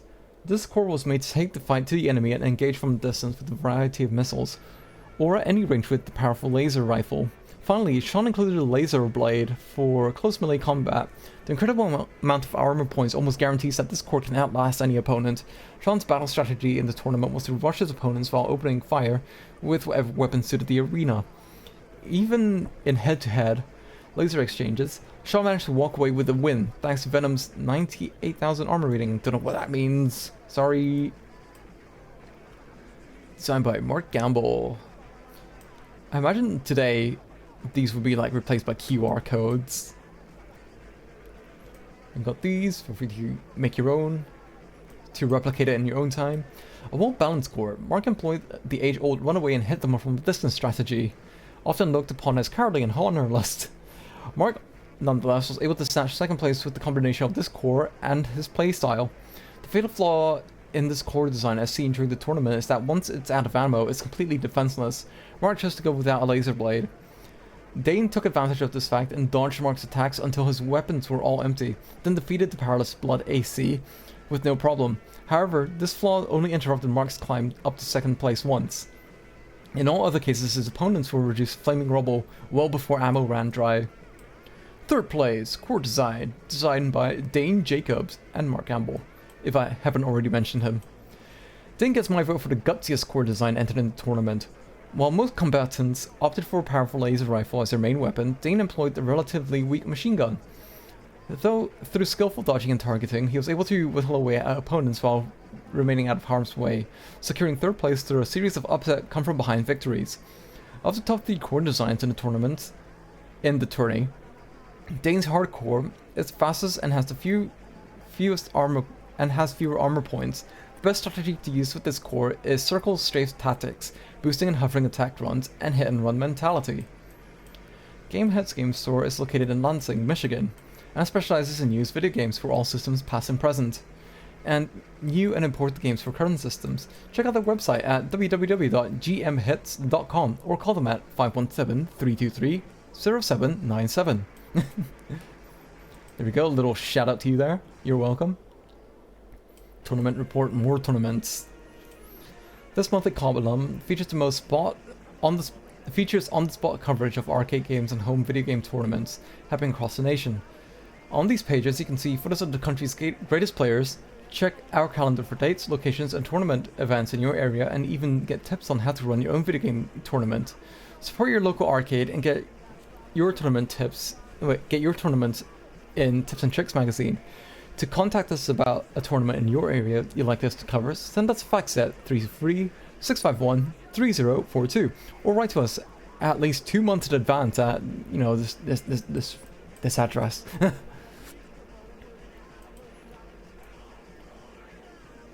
Man, it really was a different time. East Coast Street Fighter Championship. Let's see. Memorial Day weekend was a madhouse once again at Chris Cotty's 8 on the break. What is this? Chris Cotty's 8 on the break in Dunellen, New Jersey. on May 27th and 28th, 2000. Over 80 players from all parts of the United States arrived to show off their fighting game prowess, not to mention competing for hundreds of dollars in cash and the chance to win a dedicated Street Fighter Champion Edition Hyper Fighting Arcade Cabinet, with most of the matches for the 6 tournament games: Street Fighter 2 Turbo, Street Fighter Alpha 2, Street Fighter Alpha 3, Tekken Tag Tournament, Street Fighter 3, Third Strike, and Marvel vs. Capcom. Heading into the wee hours of the morning, it was purely amazing that John Choi, the first place winner in 3 of the 6 tournaments that featured some of the best players in the United States, had the stamina to compete after flying coast to coast the night before. Listed below are the top 10 players for each tournament. Special thanks to Todd Dwyer for running the spectacular tournament once again, and Chris Cotty for use of his facilities for another major East Coast championship. And there we go, we have the overall winner, Alex Val. Dark room. Yeah, I miss arcades. Really miss them. FunSpot 2000 Classic Video Games Championship. Oh, alright. 1942, 1943. Those are like top-down shooter titles. The second annual FunSpot Classic Video Games Championship was once again the site where players could showcase their skills and set new world records in 100 different classic video game and pinball titles. The tournament took place June 1st to 4th in Weirs Beach, New Hampshire. For the first time in history, three Miss Pac-Man players scored over 800,000 within minutes of 3 separate machines. Rick Fothergill of Canada, Chris Ira, the current Miss Pac-Man world record holder from Miami, and relative unknown Darren Harris from Long Island. Harris surprised everyone by picking up the Miss Pac-Man FunSpot tournament title, Player of the Century. Hold on. Player of the Century, Billy Mitchell, was praised by Walter Day, the head of the Twin Galaxies Intergalactic Scoreboard, in an award ceremony following the tournament. Mitchell was honored once again for becoming the first person to play a perfect game of Pac-Man, and for breaking his own Donkey Kong world record of 874,200 points, set back in 1982. Holy shit. Participants gathered from all over North America, with 2 dedicated players making their way from Finland. Holy shit. The following are the top 2 players in each game for which scores are recorded during the tournament. I've got the Finnish players here. We got Tommy Tihonen. I wonder if we could pick out the other one. Dorkin, Dave Nelson, Rick Fothergill, Billy Mitchell, Longridge, Sweetgood. Got Chad Johnson. Let's see. What is 720 degrees? It's not like a sports title. Video Game Liquidators. Order online at Video Game Liquidators, VGLQ.com. Tournament report. These tournament things. Florida State Alpha 3 rankings. Let's see what's going on in Florida. Monthly tournaments have begun in Miami, inviting the best Street Fighter Alpha 3 players across the state. Since it began in April, 3 tournaments have taken place that will ultimately decide the top 5 players in the state. Here are the current Florida State Street Fighter Alpha 3 rankings, along with characters used during tournament play. We got in first place Alex Navarro, X-Mode Dalsim, V-Mode Charlie. We got Nelson Santa Maria, who mained as V-Mode Ken and V-Mode Zangief, whatever that means. And then in third we've got Robert Luigi Cantillo, who mained as A-Mode Dalsim. We've got Angel Mateo, who specialize in V-Mode Akuma and V-Mode Dalsim. People really seem to like Dalsim. Then we've got John Palacios with A-Mode Addon and X-Mode Rolento. I don't know any of these characters or what any of these rankings mean, to be honest. Or what any of these modes, mean.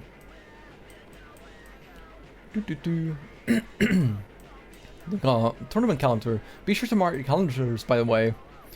On July 16, 2000, we have Florida State Street Fighter Championships at Miami Lakes, Florida. Let's see, AOL.com.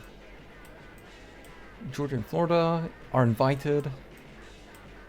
and at July 29th and 30th, 2000, we got the Classic Gaming Expo at Jackie Goggins Plaza Hotel at Main Street in Las Vegas.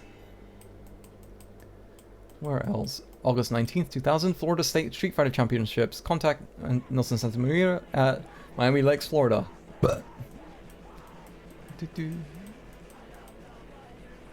Oh, let's see. All these titles here. Pokemon Report. There we go. Close to the end. Craziest quarter of a century ago. It really is. Where does the time go? Also, hello. Hi, Nelson. I mean, hi, Molson. Hiya. Oh. Let's see. We're on to the Pokemon Report. Such a long time ago. There were much better times as well. Pokemon at E3. An arcing Nintendo sign crawling with Pokemon dominated the Nintendo booth. Wait. Oh, I need to stop it. Reading for a second. Ugh. And rest my breath and, you know, catch up. Let my mind catch up.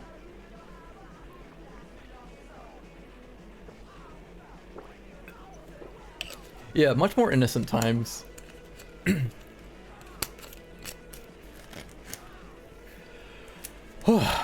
I need to catch my breath. Okay. Pokemon at E3. An arcing Nintendo sign crawling with Pokemon dominated the Nintendo booth amid all the glitz and glamour of the Electronic Entertainment Expo held from May 11th to 13 in Los Angeles Convention Center. Pikachu and Clefairy danced across the walls in a scrolling laser light show as giant television screens blasted music and images from Nintendo's upcoming titles. The Pokemon Pikachu 2... Pokemon Pikachu 2? What the hell is that? This thing, presumably, was being schlepped around the show floor by Nintendo's pink-haired, for now, game counselor Brian Hartman. And if you ranged outward from the center of the booth, you encountered scores of show attendees entranced by multiple stations showcasing Nintendo's playable versions of Hey You Pikachu, Pokemon Gold and Silver, and Pokemon Puzzle Game League. Hey You Pikachu, more like fuck you Pikachu. Got him. Pokemon Pikachu 2. I think I might have had this, but I can't remember. The artwork for Pokemon Pikachu 2 may change from its actual release. Pokemon Pikachu 2 is a vibrant full-color sequel to Pocket Pikachu. Hartman's own Pokemon Pikachu 2 has already clocked in excess of 3,000 steps. No small thanks to the immensity of the Los Angeles Convention Center. The Pikachu Virtual Pet Pedometer encourages its owner to engage in actual exercise, normally a foreign concept to most gamers. Similar to real-life pairings, your relationship with Pikachu will thrive or ail depending on the amount of effort you put into it.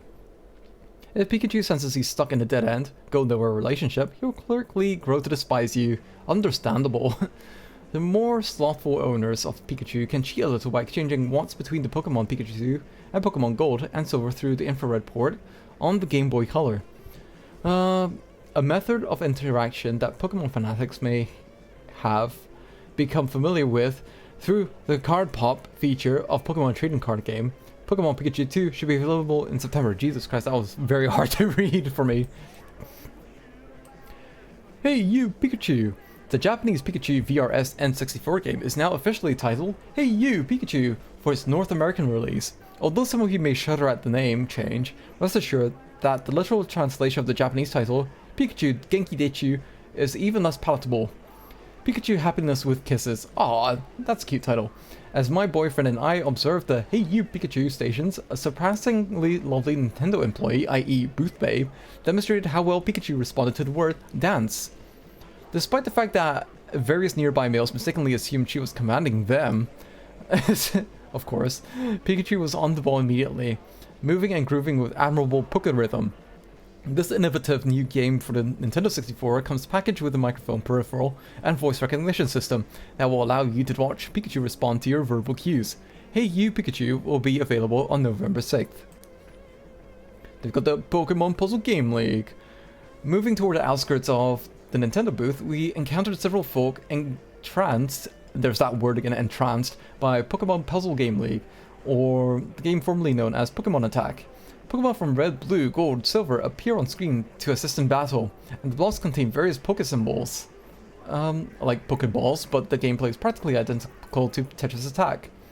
Line up 3 symbols in a row and they will disappear. Blocks continually increase as you desperately try to stay alive in the 6 one-player modes and 3 two-player modes, although this is just an old trick with a new dog. The game is still addictive, and will prove amusing for those Pokefans who weren't born early enough to enjoy Tetris Attack in its heyday. Pokemon Puzzle Game League will be released for the Nintendo 64 on September 24th, and for the Game Boy Color on November 20th. And then, as of August 2000, Pokemon Gold and Silver is an upcoming game. On October 16, 2000, all the smart Toys R Us employees will declare mob rule as they hide under counters, holding their Nerf bats, because that date marks the debut of Pokemon Gold and Silver in America. Any Pokemaniac or parent of a Pokemaniac with half a pulse will be pushing and shoving with Sakurai aplomb to ensure they get their copies before they inevitably sell out. Nintendo's Pokemon Gold and Silver stations were set around a huge circular bin that was filled to capacity with stuffed beanies. In Gold and Silver, the 10-year-old hero embarks on the quest armed with some fancy gadgets, including cell phones and radio to keep him in communication with Professor Elm and various gym leaders. When I was 10 years old, I had nothing but a brick and a paperclip to play with, but I'm not better. Gold and Silver features a breeding system, 100 new Pokemon, 2 new types, Dark and Steel, and several new Pokeballs. It also takes place in real time and assigns genders to your currently genderless Pokemon from Red, Blue, and Yellow. Although the gender assignment process sounds like an activity better suited to a late-night Jerry Springer show, it's necessary if you want to create a monstrous little bundle of joy with your current cache of Pokemon. Gold and Silver also has diurnal, daytime and nocturnal, nighttime Pokemon, which virtually guarantees you'll be playing day and night trying to capture the elusive buggers. Pokemon Gold and Silver is going to usher in the new wave of Pokemania, so bolster your shelters now before it's too late. New Pikachu, Nintendo 64. Nintendo just released 2 new models of Nintendo 64 hardware in Japan, called the Pikachu Nintendo 64. The machines have a huge plastic likeness of Pikachu next to the cartridge slot. His cheeks light up red when you push the Pokeball-shaped switch to turn the system on. Pikachu's foot serve as a reset button on both the blue and orange models. Nintendo of America has confirmed that it will be bringing at least one of these models to the US this fall. Pricing and package contents to be announced. What is this? Hold on, I'm gonna go back to that. Viz Comics. I recognize reading this part. I definitely remember, seeing these covers. Magical Pokemon Journey 1 and 2. If the term Moon Prism Power means anything to you, then you're already familiar with the anime genre known as shoujo. The shoujo, or magical girls comic, is a popular form of graphics adventure in Japan that combines adventure and magic with romantic comedy. Viz Comics' Pokemon Shoujo comic series, Magical Pokemon Journey, stays true to the shoujo formula employed in similar anime like Sailor Moon, while integrating elements related to Pokemon. The first 2 issues of the series, How Do You Do, Pikachu, and Cooking with Jigglypuff, star a young girl named Hazel who determines to win the love of the Pokemon trainer Almond by any means possible. From using love potions to going on her own Pokemon quest, Magical Pokemon Journey doesn't take itself very seriously. As can be seen from various panels featuring personal commentary from artist Yumi Tsukirino. So take it with a grain of salt and indulge in the same guilty pleasure Jason gets when he watches Roswell. We got Pokemon Adventures 2. I don't know if I had these books. This new 6-issue comic by Viz continues the story of Pokemon Trainer Red and his adventure during his Pokemon quest. Although Red's journey parallels the route taken in the Pokemon Red and Blue Game Boy titles, his escapades are unique to the comic book series. The first 3 issues of the continuing saga, Team Rocket returns, the hunt for Eevee and the Nidoking Safari test our hero once again as he must recover his stolen badges, prevent the resurrection of Mewtwo, and try to make it out of the Safari Zone alive, with only Robotic Pidgey as a guide. Each issue retails for only $2.95 and comes with complimentary color stickers while the supplies last. Yeah, chewable vitamins. Sundown Pokemon complete. These Chobo vitamin tablets come in several different colors, I hesitate to say flavors, with a raised image of a Pokemon in the center. The tablets contain 12 vitamins and 7 minerals, making a healthy daily supplement for anyone aged 2 and up. These Pokemon vitamins have a falsely fruity taste that valiantly attempts but ultimately fails to master medicine-y taste at the core. Although I don't approve of children's medication disguised as candy, most because I vaguely remember popping Flintstones vitamins like popcorn, these tablets may be good for older kids and adults who don't like swallowing tablets. However, if you're determined to try these out for yourself, keep them out of reach of children or anyone else who may overindulge themselves, since everyone knows these child safety caps aren't worth a darn. Very good point by the writer here. Good on them. Brain Boy. Pelican Accessories revealed the Brain Boy during the Electronic Entertainment Expo. This mass memory cartridge can hold a maximum of 150 save games at one time, and includes a full editor for Pokemon Red, Blue, and Yellow. Although this may seem like an excessive cushion for those gamers who like to take 3 steps and save, it errs in the opposite extreme from the Pokemon titles, which only allow you one measly save per game. The Brain Boy will also let you cheat to your heart's content while you laugh at those foolish humans who do things the hard way. Using the Brain Boy is possible to alter your Pokemon stats, add all sorts of items to your inventory, ranging from potions to Master Balls, increase the speed of the game, activate gym badges, and create your own palette with the colorizer function. When using the Brain Boy, be sure to follow instructions to test it out on a save game you're not too fond of, since inappropriate usage can result in damage to save game data. Also, be wary of transferring your enhanced Pokemon into Pokemon Stadium, which is engineered to detect such foolery and may revert your Pokemon to their original state. The Brain Boy was released to the public on May 15th. It works on the Game Boy Color and Game Boy Pocket and retails for $29.95. Cool. Ooh, and we've got the Japan report. Oh, that's fucking Onimusha. Oh, let's see.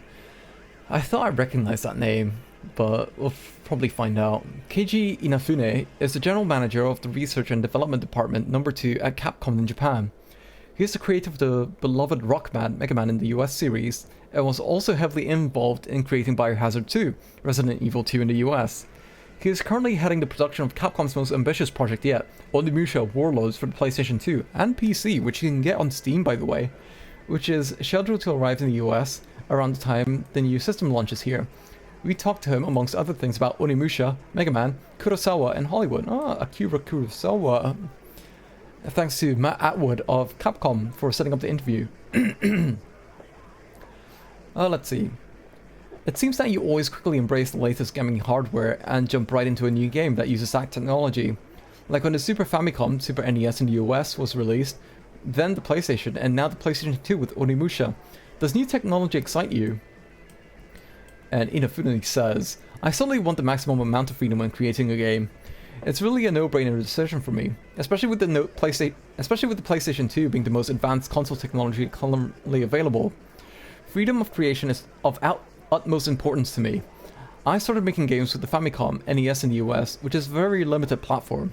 All my career, I've been trying to break through these limitations. And tips and tricks comes with, you're known for the Rockman, known as Mega Man in the US series, which has always been characterized by its cute and humorous themes. How's it different working on a game like Onimusha, which has a more serious tone?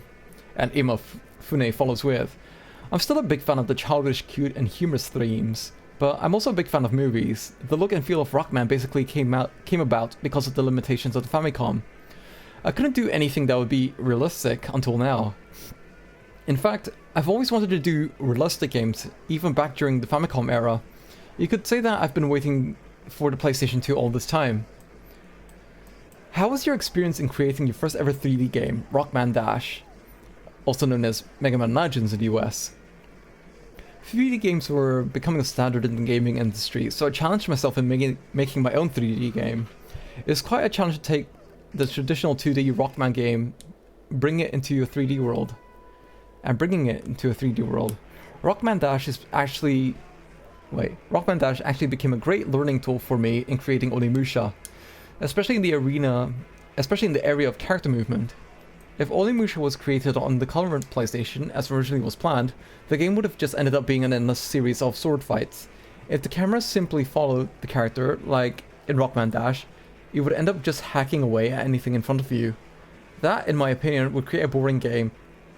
In the Biohazard Resident Evil in the US series, for example, the character has the ability to attack enemies from a considerable distance using firearms. In Onimusha, I have to think about making close combat with the sword as interesting as possible. Are you a fan of Jidaigeki, Japanese TV drama set during the feudal era, very similar to American westerns? Rather than Jidaigeki, I'm a huge fan of Akira Kurosawa movies. Actually, I was a big fan of a wacky Jidaigeki show called Shigotonin, The Hired Samurai. They used this really cool effect on the show where they would use the insides of a victim as he was getting stabbed or getting his heart ripped out. Kind of like an X-ray shot. The other day I watched Jet Li in Romeo Must Die, where they used the same kind of effect. It's funny because Hollywood just started to use this kind of effect, when in Japan they were used in cheap Jidaigeki shows for more than 10 to 20 years ago. Same effect was also used in the movie Three Kings, where they show a bullet ripping through someone's guts.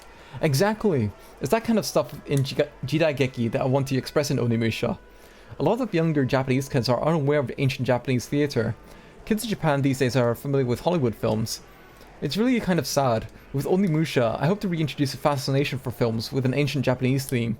Even if I got one kid to go out and see a Kurosawa film because of Onimusha, it would make me extremely happy. I've got a few, like, Akira Kurosawa films and old Japanese films, and I don't know, I just have a bunch of films that I want to watch, do a watch along with, but I don't have a big enough Discord yet. It's still, I don't know how long it's going to take to build a Discord channel, to be honest. But one day I would like to do a watch along on my Discord channel. Oh, by the way, did you know that I have a Discord channel, by the way? Hold on, let me plug myself here. Oh no, I need to make like a new Discord invite, don't I? Never mind. Well, either way, I will update the Discord link and whatever. I wonder if I could like make a new one now. I don't think I can, to be honest, but I'm gonna try anyway.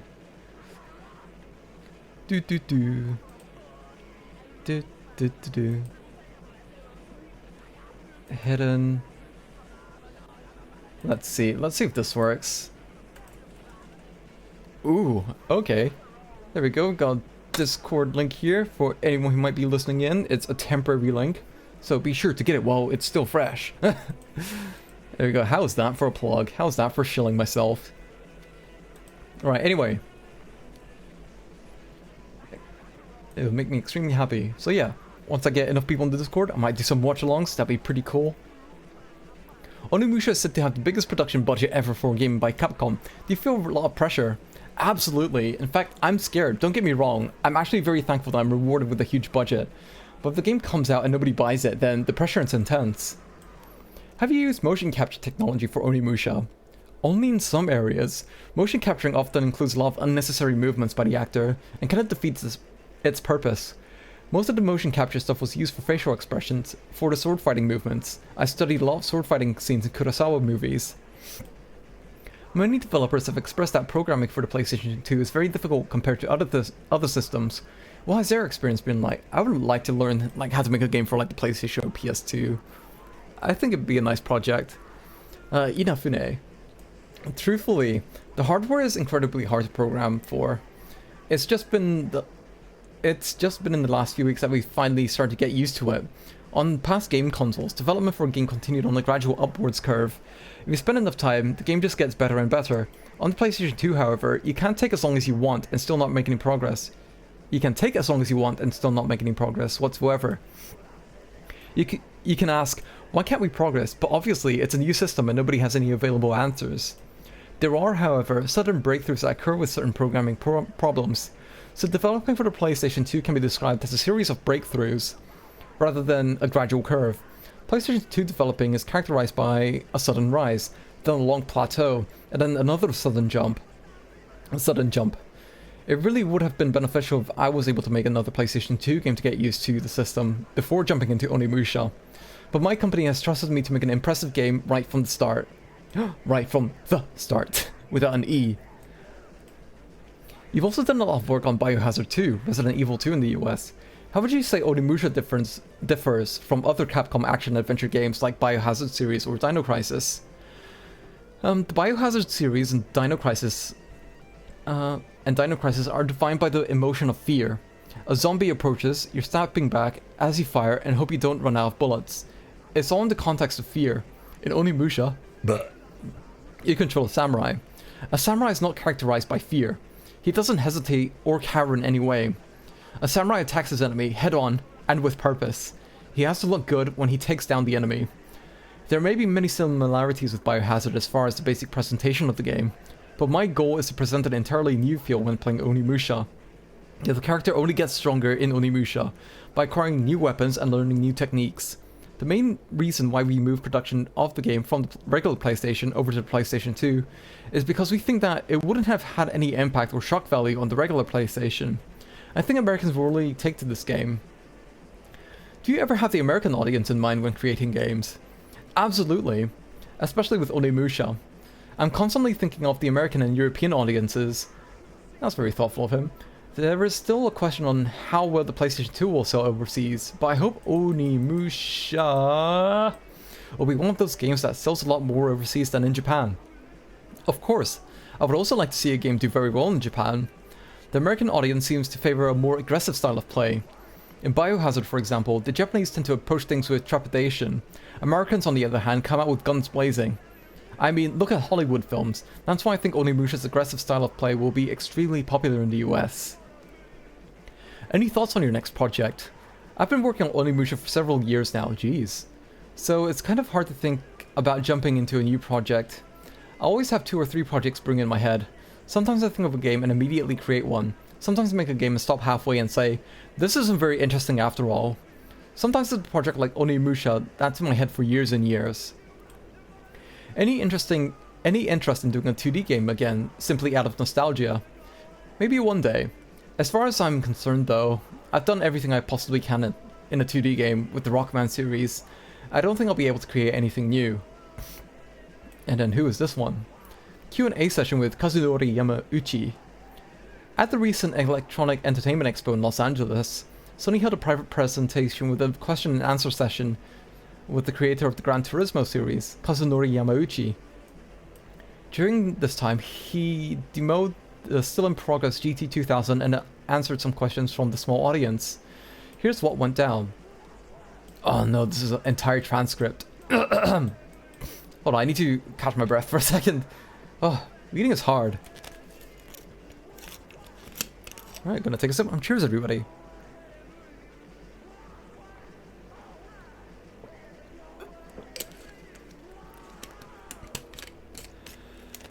Oh, almost at the end, almost at the end. Good way to like kill a couple of hours for a stream, isn't it?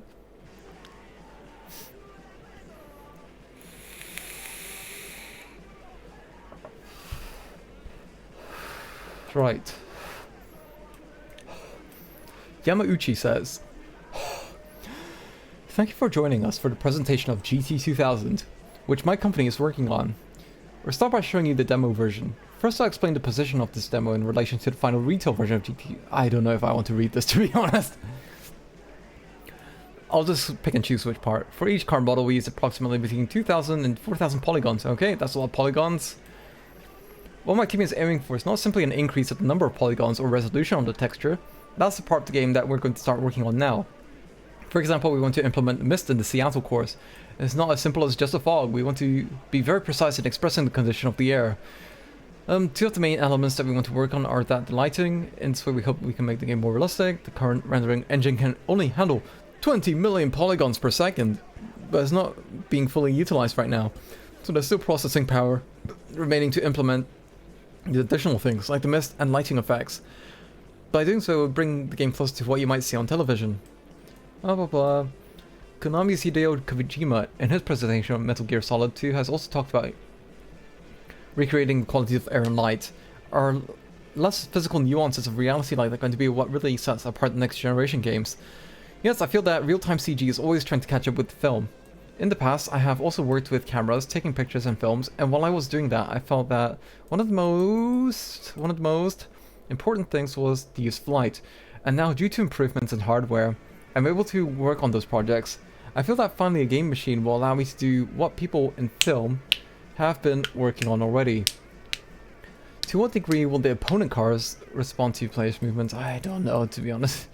Any plans of GT2000 online with respect to GT7? We don't plan to make an online game with a finished version. However, users will be able to get an idea of what it would be like if it were to be online. Air effects we talked about. Oh my god, again with the air effects. Is that going to be just a visual effect? If there is rain, will it affect gameplay? Rain will have an effect on gameplay. It will be difficult to drive in the rain. Is it possible to connect two PS2s for multiplayer games? I don't know if it's going to be possible, but we are considering linking the PS2s via iLink or USB. I'd like very much... Personally, I'd very much like to do it, to link something like 32 people together, but it depends on our time schedule. There'll be a rally racing, drag racing, Kingdom... Go the course in Tokyo will be something like Ridge Racer. The main street will be Aoyama Street, that's where our main building is. Alright, a little inside reference, or inside joke. Not really a joke though, that's why I said inside reference. How many cars are going to be available? Of course, we would like to make as many additions as possible, but again, modeling is very time-consuming work. It really is. To my team, each car is like a treasure. Unfortunately, I don't have many specific numbers for you today. But I'm trying to get as many cars as there were in GT2. However, that might not be possible. In GT1, one designer was able to create a car in one day. In GT2000, it takes one designer 2 weeks to create one car. Jeez. It took me a month at the shortest to... Like, this model would probably take me a month to make if I didn't take any breaks. Oh, we're onto the cool zone. Let's take a little quick skim. Nice, we've got some cool looking swag here, especially the Kobin or Surfbots. Welcome to the dog days of summer. You have just what you need to escape the heat. It's all right here, toys, accessories, foods and more. There's no need to run outside and melt your noggins, so sit back, feel the breeze, and feel the splash and relax in the cool zone. These mini Surfbot figures, called Kobin in Japan, from Mega Man Legends and the Misadventures of Trombone, are made by Capcom for the Japanese market. Each figure has some cool accessories like a money bag and keep out sign. There are about 8 Surfbots in the series, and each one has a different facial expression. Demand your local import store to bring them in. In order to promote its upcoming Alien Resurrection game, Fox Interactive sent us this facehugger beanie. Most people don't think of the facehugger as being cute, but this critter is even suitable for your girlfriend. We're wondering if they have a plush alien baby that pops out of your stomach. Wouldn't that be adorable? It would be. What a funny thing to imagine. This is one of the funniest promotional items we've received in a while. We got a box of BTs from Crave promoting its Ultimate Fighting Championship game coming out for Dreamcast and PlayStation later this year. This box features Frank Shamrock and his quotes like, "Made with 100% whole pain BTs and 100 your morning with beating. Start your morning with a beating. Some of us have come in looking black and blue in the mornings." Whole pain BTs. Definitely a cereal. Let's see. Pelican Accessories just released this very interesting Game Boy Color or Game Boy Pocket peripheral called the Boombox Boy. It allows you to listen to FM radio stations with your Game Boy. It comes with padded bud-style headphones and allows you to auto-scan radio stations. The unit connects to the link port of the Game Boy and doesn't require any batteries. You can actually play any Game Boy game and still get a pretty good signal while playing. No more listening to cheesy Game Boy music. I don't know, some Game Boy music's nice. Blue Box Toys, Blue Ball Toys more like, got 'em, has just released Fighting Force and Fighting Force 2 figures, and they're available in stores now.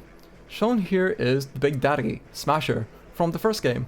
Also available are Hawk, Mace and Alana. Each figure comes with a weapon and a diorama to display on. Nice. Goodbye Neo Geo Pocket. Sniff sniff. The US version of SNK has finally closed its doors and all of the Neo Geo Pockets have been yanked from the stores. We did, however, manage to secure this cool Neo Geo Pocket keychain before SNK pulled the plug on its whole US operation. If you can still find Neo Geo Pocket stuff at your local store, grab it cause it won't be around for much longer. Also from Blue Box Toys is this Omega Boost figure. You can also get Herbarcher, and Beta Boost from Sony's Omega Boost game. To complete the set, Each figure comes with a weapon and has many articulation points, so you can pose them in any way you want. Look out for more cool video game character figures in the future from Blue Box Toys. On a happier note, these Dragon Quest Plus keychains, Slime and Marine Slime, were given to us by Enix to celebrate the opening of the company's US offices. Oh, holy shit. Everyone say hi to Enix, because they're going to be releasing some cool games in the US this year. Man, when was the last time, a company, an overseas company opened up like a local office anywhere? What is this? Strider 2, the amazing hero is back. A dark and dangerous future, an elusive hero, now one of the world's most legendary heroes, Strider Hiryu, returns to the PlayStation game console. Armed with his light sword, Strider blazes through the darkness to battle the evil dictator, Grandmaster. Featuring 2 discs of gritty action-adventure, this highly anticipated sequel also includes an incredible bonus, the complete original Strider adventure. Yeah, I don't feel like watching through gameplay today. But, oh, it looks like we've reached the end. Nice one. We did it. We read through another issue of Tips and Tricks magazine, a most excellent video game magazine. And thank you to Retromax for, scanning these old, retro game magazines and archiving them for posterity. Posterity, that's the word I'm thinking of. But, yeah. With regards, I've said this already, I want to do a game demo, a VR game demo, but I think I might do that as a separate stream. I might take like a couple hour break and then do like a very short VR demo stream on this. But yeah, either way, I'm gonna wrap this up for tonight, or for now, really. And let's see. I'm gonna raid with one person. I need to do that more often. Who is online? Who is on at the moment? Oh, someone gifted me a sub. Oh, no. Nobody did. It was an expiry. Ooh. I should raid someone new, but I don't know who. Who can I raid?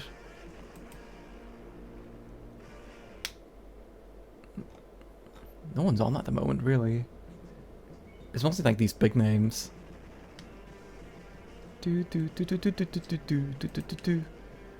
Yeah. Oh, you too, Milo. But I'm willing to take any suggestions for raid targets or anything like that. Ooh. I always feel intimidated, like, raiding to someone with, like, hundreds of viewers, when I really shouldn't. You really shouldn't. But I also want to, like, support, like, raiding to, like, smaller streamers, ones with not as many viewers and whatnot. Got Karagi with 200. Maybe I should look through, like, the VTuber tag or something like that. Alistair Napalm? Yeah, sure, why not? Raid Alistair Napalm. Let me open up their page so I'm actually, like, there to respond when we raid. But yeah, thank you for the suggestion. Let's see. How do I write this? Alistair Napalm. I don't think I wrote that correctly. Oh my god, I have so many fucking windows. Alistair Napalm. Alright, cool, let's do this. Alright, yeah, thanks for stopping by. I might do the VR demo later in a couple of hours once I, like, have a snack or something, but yeah, it would be pretty cool. Yeah, until next time, take it easy and... Take it easy and... Take it easy and... Take it easy and... Good night.